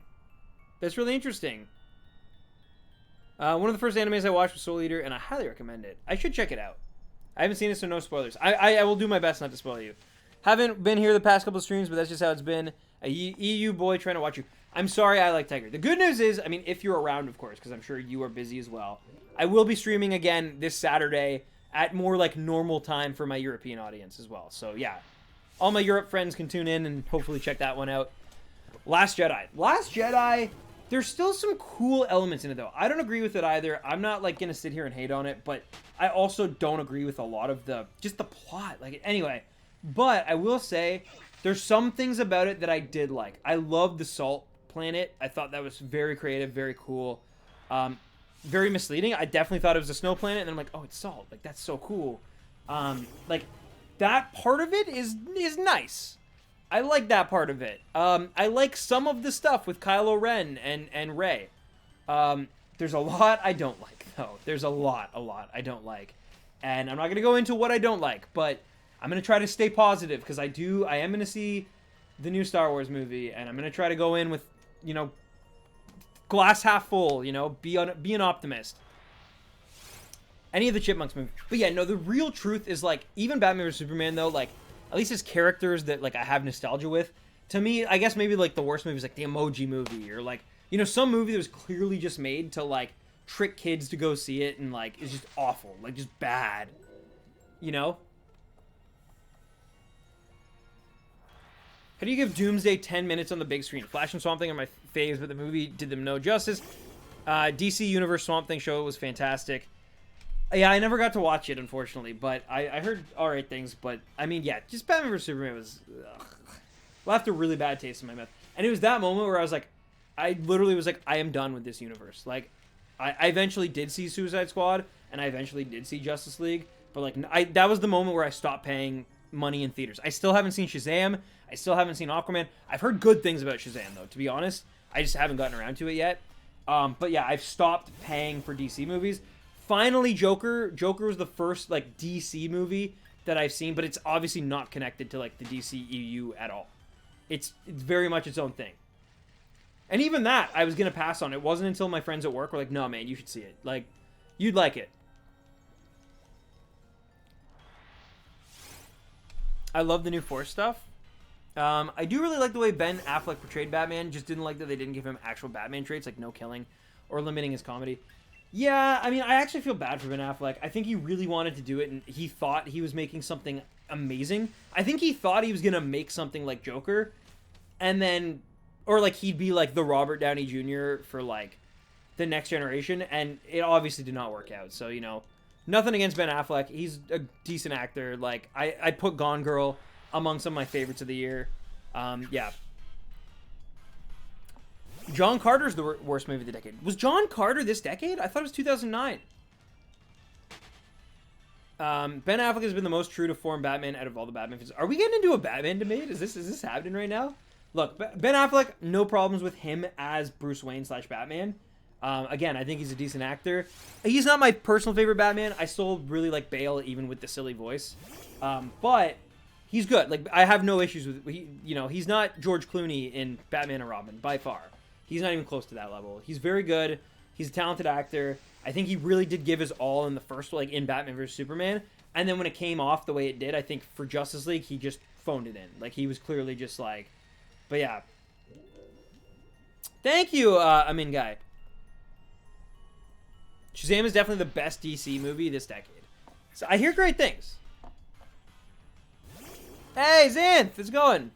Shining Ending's been alright. Still on Impidimp, though I haven't been able to stream nearly as much just because of, like, work and other outside of work things getting very, very busy lately. So, yeah. Aquaman was better than I thought. I have not watched it. I've not really... I like Jason Momoa fine. I just, yeah. Aquaman didn't really appeal to me. But maybe I'll check it out if it's ever, like, you know, just on Netflix or something and I'm bored and... Yeah. Or maybe, like, on a plane. I feel like Aquaman would be a great plane movie. There's certain movies that are, like, decent enough on their own, but, like, on a plane, they actually are, like, really good to pass time. Examples of that would be the original Jurassic World. Like, Jurassic Park is a masterpiece. Jurassic Park still holds up and is 10 times better than Jurassic World. Jurassic World on a plane, though, it's not bad. It's not a bad way to kill, like, 2.5 hours. Another example is, like, Ocean's 8. Like, Ocean's 8, I don't think it's as good as Ocean's 11. I don't think it's, like, a great film, but it's a good film. But on a plane, I was very, like, I was into it. My favorite horror movie is The Others. I've not seen it. I'm not a big horror guy, so yeah. Oh, Chewmeister.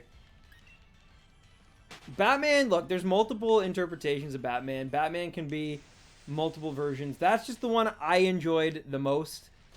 From the live action, at least. In terms of, like, the, like, animated and the comics and stuff like that, there's much better Batmans, right? Even, like, just, like, I love the Batman Beyond Bruce Wayne. Like, it's, you know, but I still, you know, I don't think you can just say, like, oh, that can't be Batman because he did this and this one. Like, it's not accurate.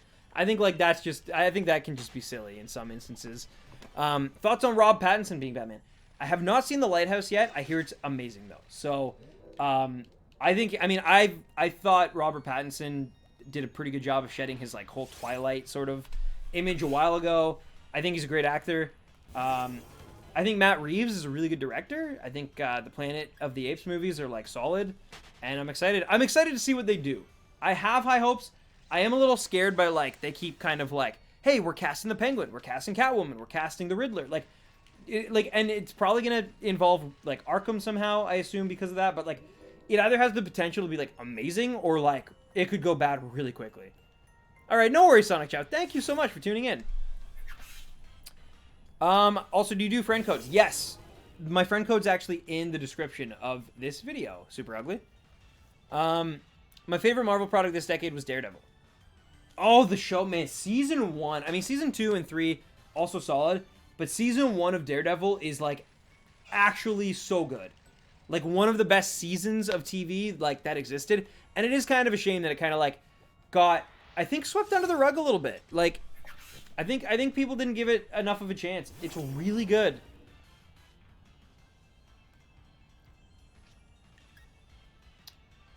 Yeah, exactly, Shoemeister, exactly. Mark Hamill voicing Batman? Mark Hamill voiced Batman? I thought he did the Joker. Have you been watching Crisis? No, because I have not kept up with the DC TV universe ever since I, like, stopped having cable, essentially. It's been, like, impossible to, like, monitor all the shows. In Canada, like, all of them are on different things. So, like you know, Green Arrow is on, like, this thing called Crave, but then, like, The Flash will be on Netflix, but then, you know, like, Black Lightning will be on, like, this. Like, it's all over the place. So keeping up with it has been literally impossible over the last few years. And the problem also is that, yeah, because of, like, the way licensing works, sometimes, like, The Flash is on here, but then it's on here, and then it, like, moves, and, you know, the contract expires, and things like that. Truzy Wolf, yeah. What's your favorite Spider-Man actor? Mine is Tobey Maguire. Yeah, that's a hard one to say. I really like, I think Tom Holland is the best, but I will say that with a caveat. I also think he was shepherded in to a way that he's in a very good position, I guess is what I'm saying. Like, he came into the MCU like at the height of like the MCU and got to borrow a little bit of that goodwill. I still think in certain ways Tobey Maguire is better than he is as both Peter Parker and Spider-Man. But I think overall, with like the breadth of work, I still give the edge, I think, to Tom Holland now. For a while, for a very long time, I was like only Tobey Maguire. Andrew Garfield, I like his Spider-Man. I think Tobey Maguire's is still better. But yeah, I think Tom Holland is slowly like growing on me to the point where like I do consider him the Spider-Man. Like, also, I mean, I can't even it's hard for me to be like, oh, Tobey Maguire's like the best Spider-Man, blah blah blah. And it's like Tom Holland literally like was the reason why like Spider-Man's still in the MCU, you know? So, like that one guy had enough power to basically convince Bob Iger and like the studios to play ball just for a little bit longer, you know? And I respect that. That meant a lot to me. And for the record, I'm sure he's not just doing it because he loves the character. I'm sure he also loves being associated with this, like, multi-billion-dollar franchise. But still. You don't have the app up there? What app? The DC app? Probably not, because it would probably cut into the network. We have really bad telecom companies here. Like, they monopolize the heck out of our stuff. So we pay a lot more for our phone bills, internet, cable, all that stuff. And then also, yeah, we don't get the same apps you guys do. Like, we don't have an HBO app. We don't, like... So Game of Thrones, trust me, is a pain in the butt. Yeah. I agree, Digicraze. I agree. I love the animated stuff, too. Some of the, like, early 2010s, like, DC stuff was fantastic. Like, the, oh my god, the Flashpoint Paradox one, the Dark Knight Returns 1 and 2, even, like, the Suicide Squad, I think it's, like, Assault on Arkham or something, is, like, really good. Like, they're really solid. What's your favorite movie of the decade? Mine is Spider-Verse. Mine, I actually just went through all these. I gave, like, a full list. I don't have, like, one favorite film of the decade, but there's some, like, there's a few. Like, Whiplash, Inception, Social Network, Wolf of Wall Street, Get Out. These are just a few. Yeah, there's definitely no CW app here. I saw that at Rad Skull. Yeah. Yeah, I actually do think Homecoming is like a really good movie, even outside of the MCU. I think that like period, that 2017 period of like Guardians 2, Spider-Man, Homecoming, and Thor Ragnarok are like three of like the top 10 best Marvel films, with Ragnarok and Guardians 2 being like two of my personal favorite three. Like it's like it was a really good year.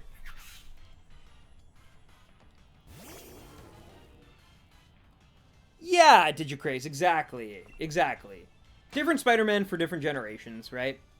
I will say, I do like the idea that, like, you know, the original Tobey Maguire is very, like, not archaic, but it has that, like, Silver Age sort of, like, you know, Flash Thompson's, like, a big, like, jock guy. MJ is, like, this bombshell. Like, you know, and I do like that, like, Homecoming is very, the cast is diverse, because that is what you see in school. Like, my classmates and my coworkers, like, they are diverse. It's not just a bunch of, like, you know, essentially white people, like, just hanging out in high school in New York, like, of all places. Like, you know, a melting pot of cultures and diversity. And it's, like, I like that. And I like that, like, the bully, like, Flash in this is, like, actually just, like, he's just kind of a creep. Because that's kind of how it is now. Like, it's, you know? I can get that, Joe. That was a hang-up for me for a while, too, for sure. That's fine, Shoemeister. That's totally fine. Everyone gets to have their say, you know?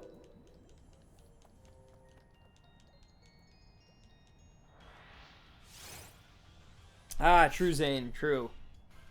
I did see on YouTube, though, Zane, I did see the Tom Welling and Erica Durant's, like, cameo, essentially. And that was pretty cool.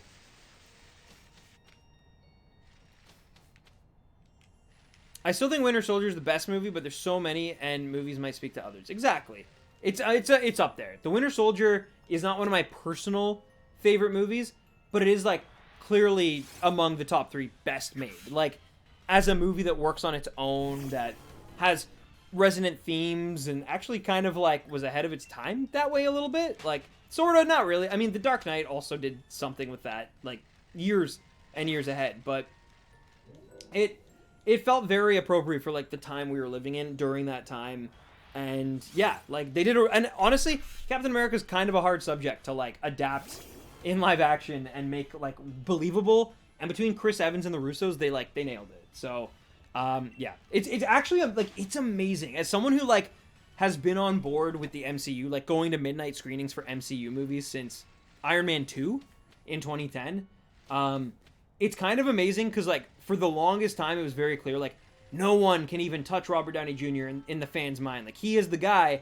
And then, like, it's amazing to see, especially, like, lately, like, the Cap love, man. A lot of people are like, you know, like, Iron Man is, like, he's the brains, he's the soul, but, like, Cap's the heart, you know? Like, Cap's, like, a lot of people who are like, yeah, Chris Evans' Captain America was, like, the best part of this saga. And that's insane. Because if you had told me, like, in 2011 that Chris Evans would be, like, you know, the most, like, lauded Avenger, like, I think RDJ still edges him out slightly for, like, most people, but it's closer than it should be, given how amazing RDJ was as Tony Stark, how, like, breath of fresh air he was. So it is kind of amazing that, like, Chris Evans held his own. And now, after Ragnarok and Infinity War and then Endgame, I think Chris Hemsworth as Thor is really starting to, like, come into his own. I'm really excited for the new Thor and Guardians movies because of that. Like, so, I mean, yeah, it's amazing that, like, because it's very clear, like, the first Avengers, like, Robert Downey Jr. just, like, craps on everyone, basically. Like, he just really makes that movie work for him and his own. And yes, Cap gets a lot to do, and I think actually technically Cap even has more screen time, but, like, it's very clear, like, they gave Robert Downey Jr. like the best lines, the best, like, moments, like, things like that, right? And it's just amazing that, like, now looking back, it's like, oh no, all 3 of these actors for that, like, trinity of the MCU were literally perfectly cast and have all, like, are all iconic in the way that, like, Hugh Jackman is iconic to Wolverine, right? And, like, it's almost impossible to think, like, there's certain characters that are impossible to think anyone else will ever, like, touch. Wolverine being one of them. Obviously, that's going to change. It has to change. But, like, or, like, Ryan Reynolds as Deadpool. Like, putting their stamp on it in such a way that you can't really see anyone else doing it even close to justice. And I do feel that, like, RDJ did it by, like, movie 1. Like, by, like, the first Iron Man, you're like, no one else could play this character. He is the same. Like, it's him and the character are, like, the same, you know? But then, like, by probably, for me, it probably took till Civil War. And then by Endgame with Hemsworth as Thor, like, I just, like, I'm in. Like, these are these characters. Like,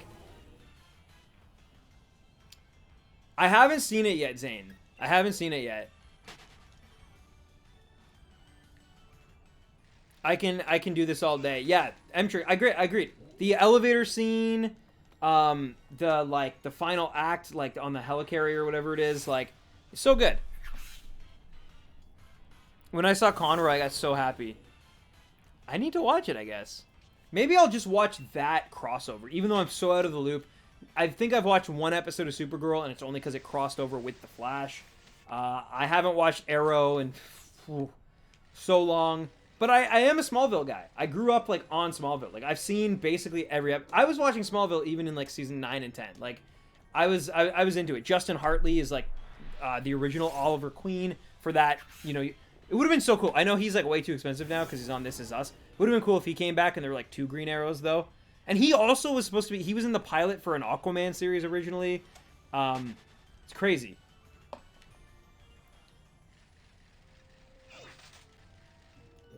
But yeah.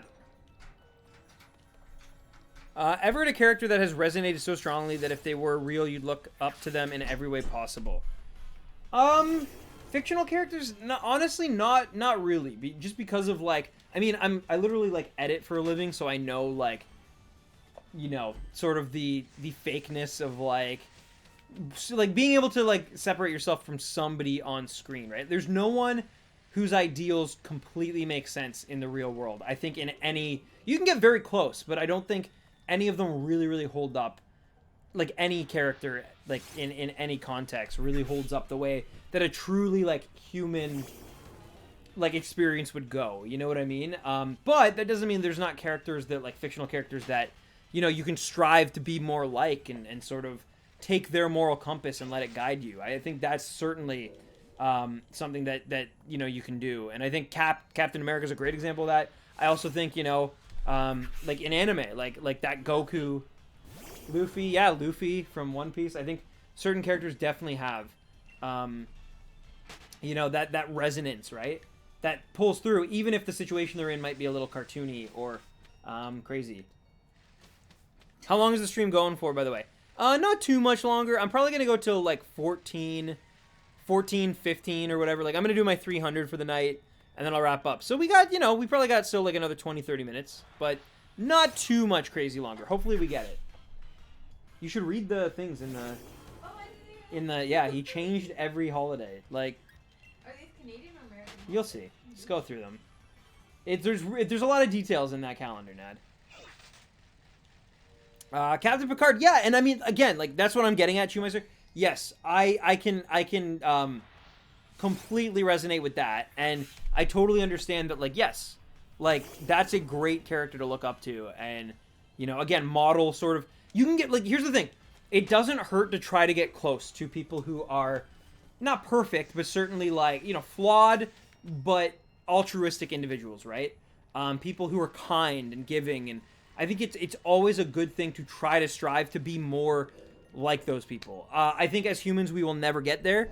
It's impossible, right? Even those characters oftentimes do have flaws and do have shortcomings, right? Areas where they're weaker in. But I do think that, like, you know, we to try to get that good is good. It's American holidays, though. There's no Victoria Day. There is Thanksgiving, though. Our Thanksgiving? Yep. Any predictions for the Smash DLC announcement tomorrow? I think it's going to be somebody old school again. I think it's going to be someone from, like, the 80s or 90s or something. That'd be my guess. Crash Bandicoot would be dope. I would love if it was Crash. Yeah, I know. I saw it. And, like, I love how it's, like, the first one and then that one. Oh my god, wedding me. Yeah, which is so dumb. I was explaining to stream earlier. Sorry, my fiance just got home, guys, and she's, like, seeing the calendar for the first time. I explained to them that, like, So he put that out, and then he messages me. He's like, hey man, so just like, when is the wedding? I'm like, Roy, I sent you like an invitation months ago. I hope you held on to it. It's very important. And like, with the date. And he's like, oh, I forgot. That's my Roy impression. Jeez. Oh, man. Oh, my bad. Thank you, Chelsea. And hey, what's up? How you doing? I agree, Chewmeister. No character is like... A well-written character, at least, is going to be completely perfect. Yes, Super Ugly. Yeah, we're engaged now. Due to be married. Due to be married.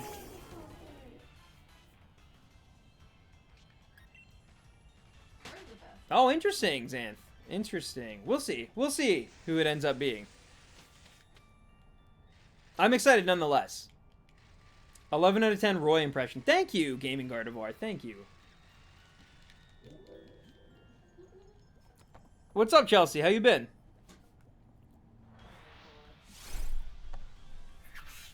That's the calendar. That's our family. I know. It's all good. You've been busy. Was Roy? Did Roy help on? He did. He did. Yeah, I showed everyone on the stream the calendar, and I said thank you. I don't know if I actually did say thank you. I pretty sure just said, oh my god. Like, I should say thank you, though. You should be. Later, Sonic Link. Thank you for tuning in. Have a great rest of your night. Yeah, we'll call Roy after the stream just to say thank you for the calendar. But first, I hope we get a shiny Impidimp. I mean, we still have it, like, what, 50 left? If I'm going to, like, 13, 15. So, just under 50. So, we, you know. And yo, Vito741. Thank you for the sub, Vito. Welcome to the Stampede. And thank you for smashing that sub button, Vito. Vito hype.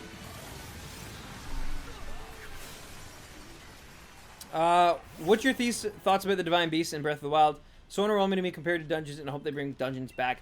I think they might bring Dungeons back in Breath of the Wild too, but I still think they're like gonna be a play on the Divine Beasts. I think like it'll be a form of that, just maybe expanded to be more dungeon-like, if that makes any sense. I didn't mind them. I had fun with them. I definitely preferred the shrines and just the exploration in that game. I don't think they're the weakest part, but they're maybe not the best part, you know? Kind of in the middle for me. I'm like, I had fun during them. Although, man, if you guys remember the, like, Thunderblight Ganon, oh, man, if any of you guys were there for my Breath of the Wild stream, I had to go. I had someone, like, waiting in my driveway to, like, pick me up to take me to, like, a meeting of, like, old coworkers and stuff. And I'm, like, on stream, and I've been going, like, basically an hour longer than I was supposed to go because I could not beat Thunderblight Ganon no matter what I did. It was the first one I did, so I was definitely, like, the most inexperienced and the worst I probably was at that game during that one. And, oh, man. But once I got it, man, using Urbosa's Fury, like, cleaned up afterwards. So I'm glad I did that way, but yeah. Has it leaked? Because I'm not on, like, Reddit or, like, any social media anymore. So, has the Smash Bros. Character leaked? Don't tell me if it has or what it is. But, like, I'm just curious to know, like, do people have a suspicion of who it's going to be? Has anything, like, did Nintendo leak it themselves by accident again?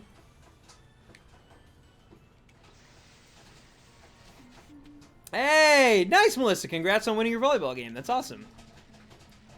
It's always a fun time. The DeVito Beasts. Hey, I'm DeVito. That's a great impression. That was more Al Pacino than Danny DeVito. Let's be honest. Hooah! So good. I'm so talented at impressions, guys.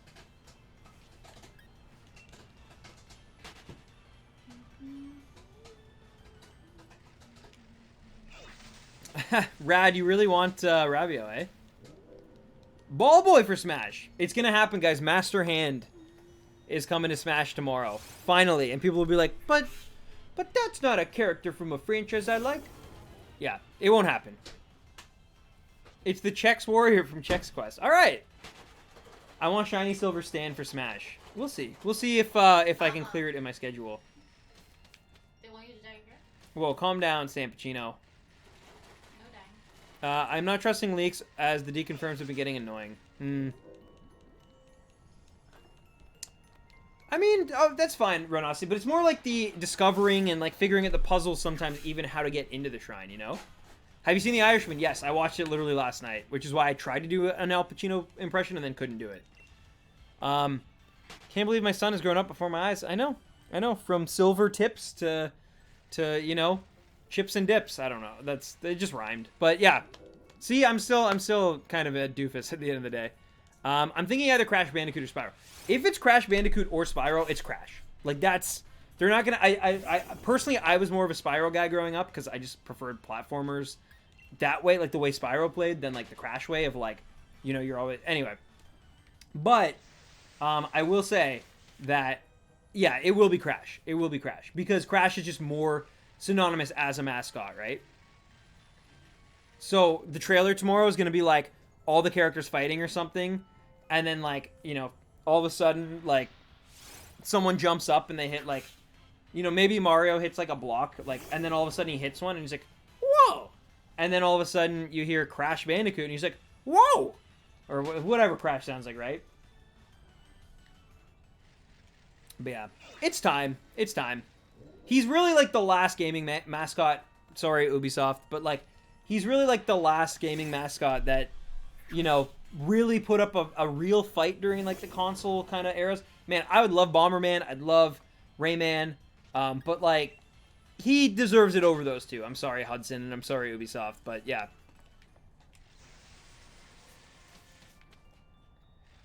I hear you, Mtrex. To be honest, I started The Irishman last night at 11 p.m. Eastern Standard Time, and I had to work this morning.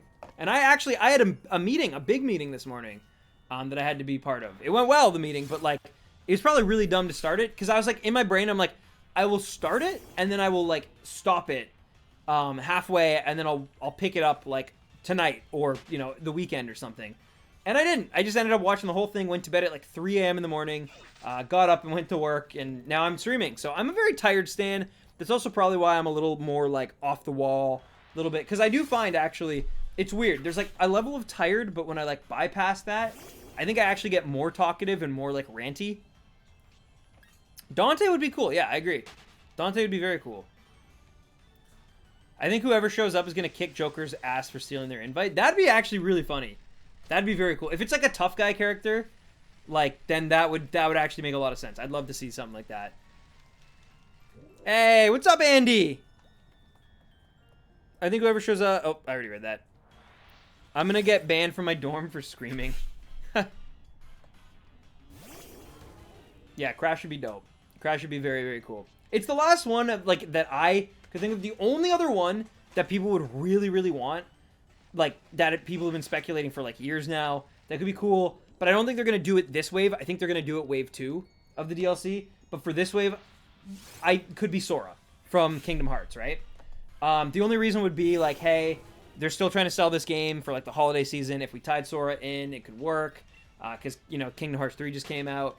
The only problem is Hero got in, and that's a Square rep as well, and also, man, the Disney stuff. But could you imagine if, like, through Kingdom Hearts, they pulled in the Disney stuff as well? Because to get Sora, you kind of have to get the Disney stuff, right? Like, it'd be weird to not have a Donald and Goofy, like, spirit, you know? So, yeah. Also, I came so close. I was going to try to hold it, but I can't anymore. I'll be right back, guys. I just got to use the bathroom because I drank way too much water.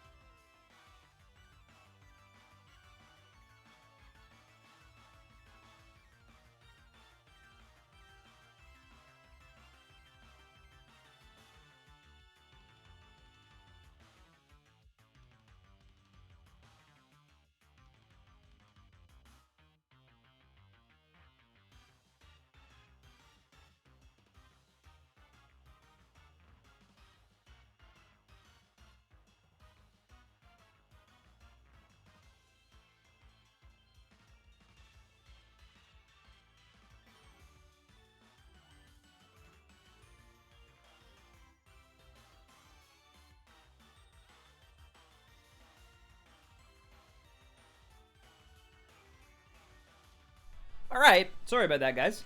Welcome back. If you're just joining, I see Video Master. By the way, how's it going, Video Master? If you are just joining, though, we are still on the Impidimp hunt. It's not looking good. I'm not gonna lie. I'm going to 14-15 tonight. We're getting 300 done. I probably could have done more, but I had to show off my beautiful new calendar on stream, so that took up some time. But yeah, we're gonna keep going. We got. I mean, we still got some time. You know, we're not done yet. Like but I will say that hopefully this blue creature shows up in the next 30 or whatever encounters we have left, because it's getting close. I still want Geno. I mean, it could be Geno, because Sakurai loves, if nothing else, breaking the internet. Geno's kind of like the last way to do that, sort of. Wouldn't it be really funny though? Because he also has sort of like a bad habit, Sakurai, of the second the last thing is never the most hype. So for example, Bayonetta's fine. I like Bayonetta. But Bayonetta is in no way as hype as Cloud Strife joining Smash. I'm sorry. If you think that that's true, it's not. Oh, nice Divin. Shiny Squavid. Hey, beautiful. Spending all my watts on the digging guy. I'm going to do that too, I think, after the stream, because I want to see if I can get more fossils. Because there's no point in me being like, hey, for the holiday stream, we're going to do, some of the fossil Pokemon. And then literally just being like, oh, wait, no, we're not. Because I didn't get the right ones.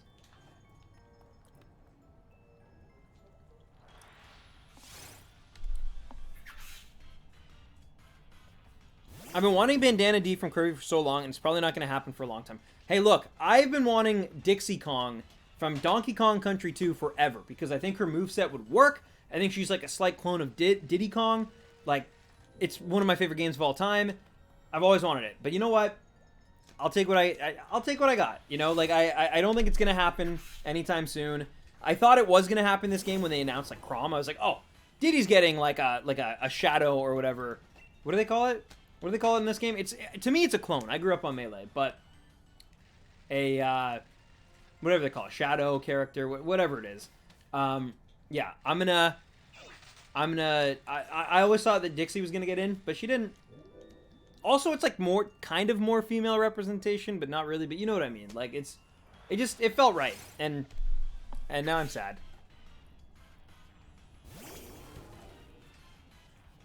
My pipe dream will always be Waluigi since I was a kid.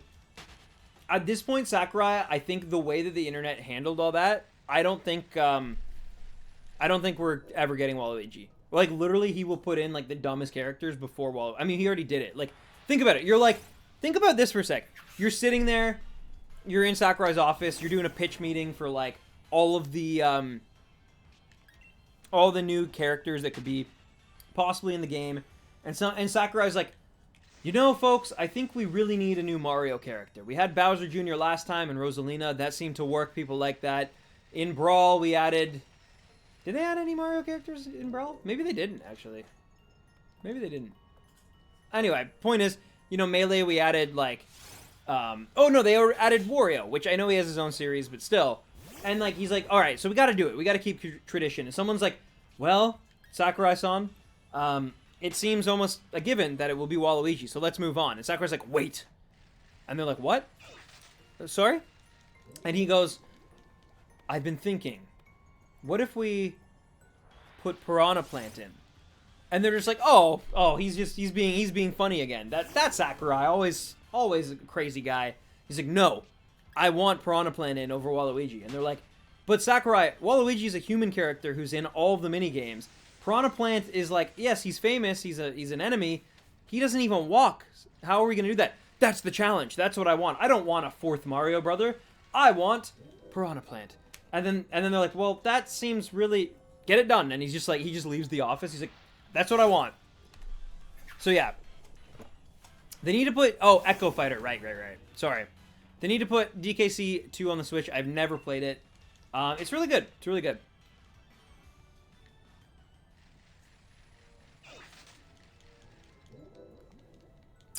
Hey, Random Tens, I think Impidimp is a full odds because it's a static encounter like a gift Pokemon. Charm doesn't affect it. Really?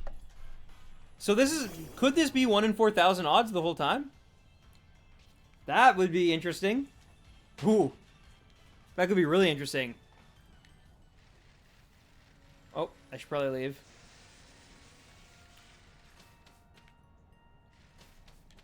That's good to know. Thank you for letting me know, Pokemon Shiny Hunter. I don't mind if it is, because, like, even 1 in 4,000 to me isn't nearly as bad as, like, 1 in 8,000. So I'm not, like... I'll keep going for Impidimp. I'm not going to, like, switch it or switch the methodology. I'll stick to this way. Just might take a very long time. We might end up doing the holiday stream, spending it trying to get a blue Santa imp, you know? There's nothing more holiday spirity than, you know, Impidimp, I think. Yeah, unfortunately, Blade, we're still doing this. And as someone just mentioned, Pokemon Shiny Hunter mentioned, it is possible that, like the fossils, that the charm might not affect it because it's technically a static encounter, Impidimp. Oh, nice, Super Ugly, nice. Wait, what was it? Nice, Mtrix. Yes, exactly. But yeah, there's probably, I mean, you know what? I hope that whoever it is tomorrow, it surprises me. I hope I'm like, I didn't see that coming. I hope none of us guessed it tonight, you know?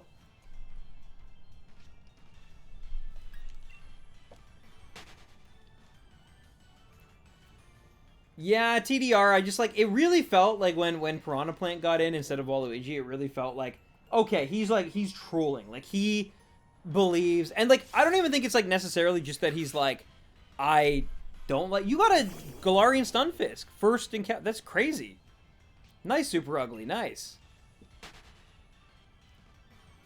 Assume you'd recommend I get Smash then. I mean, it depends. If you've played other Smash games and enjoyed them, this game's great. Ultimate's really fun. If fighting games... you know what? I'm not a big fighting game guy, but I love Smash in a way because it's like a different sort of fighting game. It's easier, I guess, than most fighting games, honest. If I'm just being honest.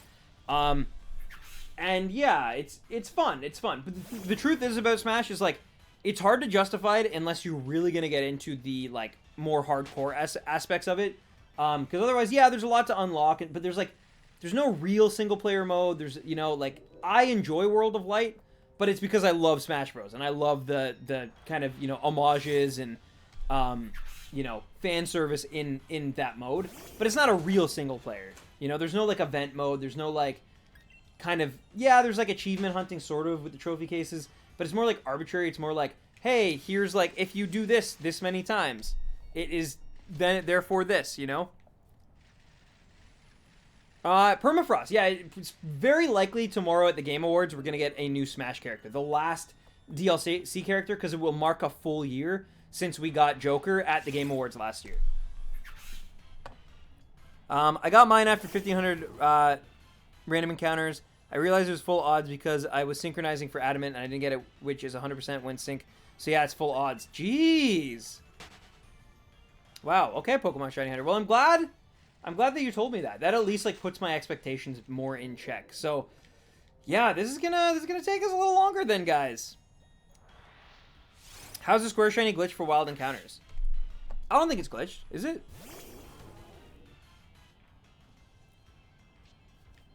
Too bad the Square Shiny rate for wilds is glitched. Is it glitched? I don't think it's glitched. I think people thought it was glitched, but I don't think it is. I think it's on purpose. It's designed the way it is on purpose.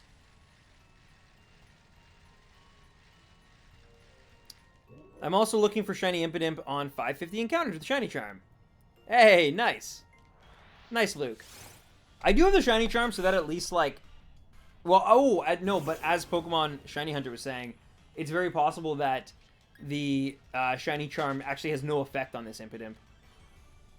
What if Reggie's the new character? Zane, you should know this. Reggie was already revealed as a playable character at E3, I want to say 2014, along with, you know, not Sakurai, Iwata. They were revealed. They were in a trailer. They even fought each other, like Dragon Ball Z fights. It was sick. What? It's supposed to be 1 in 15? So basically, Super Ugly, how it works, is So I don't think that's true. I think it's supposed to be 15 out of 16 for this method, and for breeding and all other methods, it's supposed to be, you know, 1 in 15 or whatever, 1 in 16 or whatever it is. And the reason would be, basically that means that like doing it the harder way, the more full odds way, like gets you a newer kind of shiny, right? Like a different sparkle, rarer kind of shiny. That's how I take it. So basically, it's like, you know, it basically seems to me like it's the equivalent of like, you know, I could just breed for this Masuda method Impidimp 1 in 500 odds, but, you know, it'd get the star effect, most likely. Sometimes it doesn't, right? There's still a chance, and that makes it really rare for things like Popplio. Why do I keep going to Popplio? Sobble or Grookey or things that you can't be found in the wild, right? However, you know, it means that like for hardcore shiny hunters, if you really want to get like an Applin or an, you know, a Toxtricity for your team, that's the rarest of the rare, then you probably have to do it this way. Yeah, you could keep breeding eggs in hopes that it happens eventually, but it's probably unlikely. Exactly. That's what I think they're doing. I think they're trying to like add value to the rare one. So it's like, if you put in the time like I am in doing it this way, you're more likely to get a square shiny, basically. That's how I interpret it, at least. Nice, Mtrix, nice. Yeah, it's not glitched to me, it's switched, for sure. It's like a way of, it's kind of like this like dumb RNG badge of honor to be like, hey, but check out, like, oh, your shiny Impidimp's cool, but mine has the square sparkles, you know? It's super rare. It's harder than 1 in 512 odds. You know? I think they did it on purpose. I also think that whole like 500 genocide thing, I think they also did that on purpose to make it difficult. True, Meister, true. I love Impidimp. He's on my team here. I wanted to put one on my team, but it didn't work out for the typing pools that I had. But yeah, big fan. Nice shiny Spidey. Yeah, me too, TDR. Like, I don't care. Like, that's the thing. I guarantee you some people, like, hypothetically, if I catch Impidimp and it has the star sparkles, I guarantee someone in the comments is going to be like, oh man, that must suck. You spent, like, how many hours to get something you could have just bred for? But it's like, I don't really, like, I'm choosing to do it this way specifically because I enjoy doing it this way, you know? It has nothing to do with, like, the sparkles. It has not, like, I just want to do it this way because I was finding Masuda methoding a little boring. I need a little break. I'll get back to Masuda methoding, but for now, I'm like, you know, this is the way for me to go. And speaking of the way to go, I will be going in about 4 encounters after this one. So 5 more. Here we go.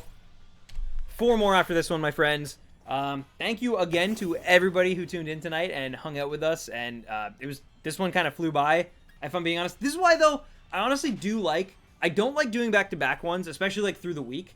Only because, like, I just feel like I have so much energy for, like, when I do it just, like, one night. Like, going back-to-back, I feel like by the second night in a row, I'm a little more drained.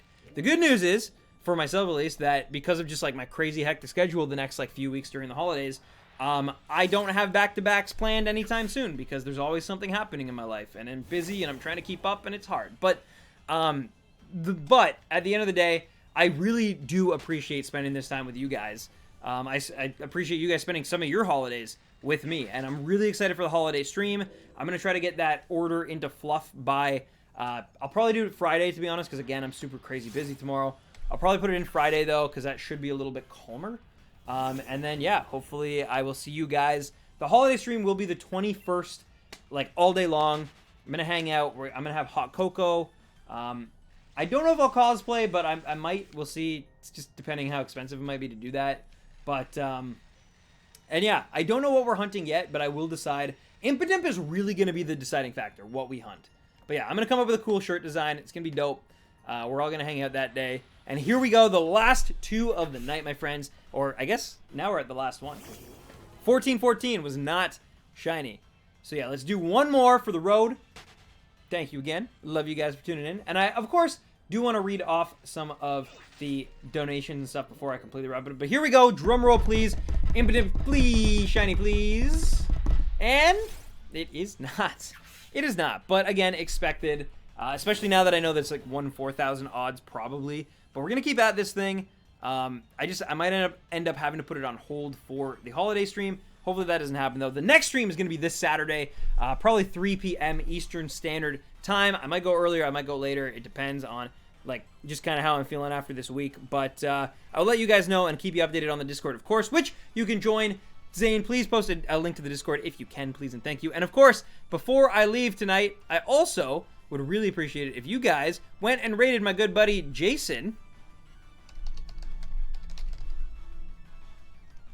We're going to raid him. He is right now going for Galarian Ponyta. So please go raid Jason, the man, the myth, the legend. Give him some love, give him some hype.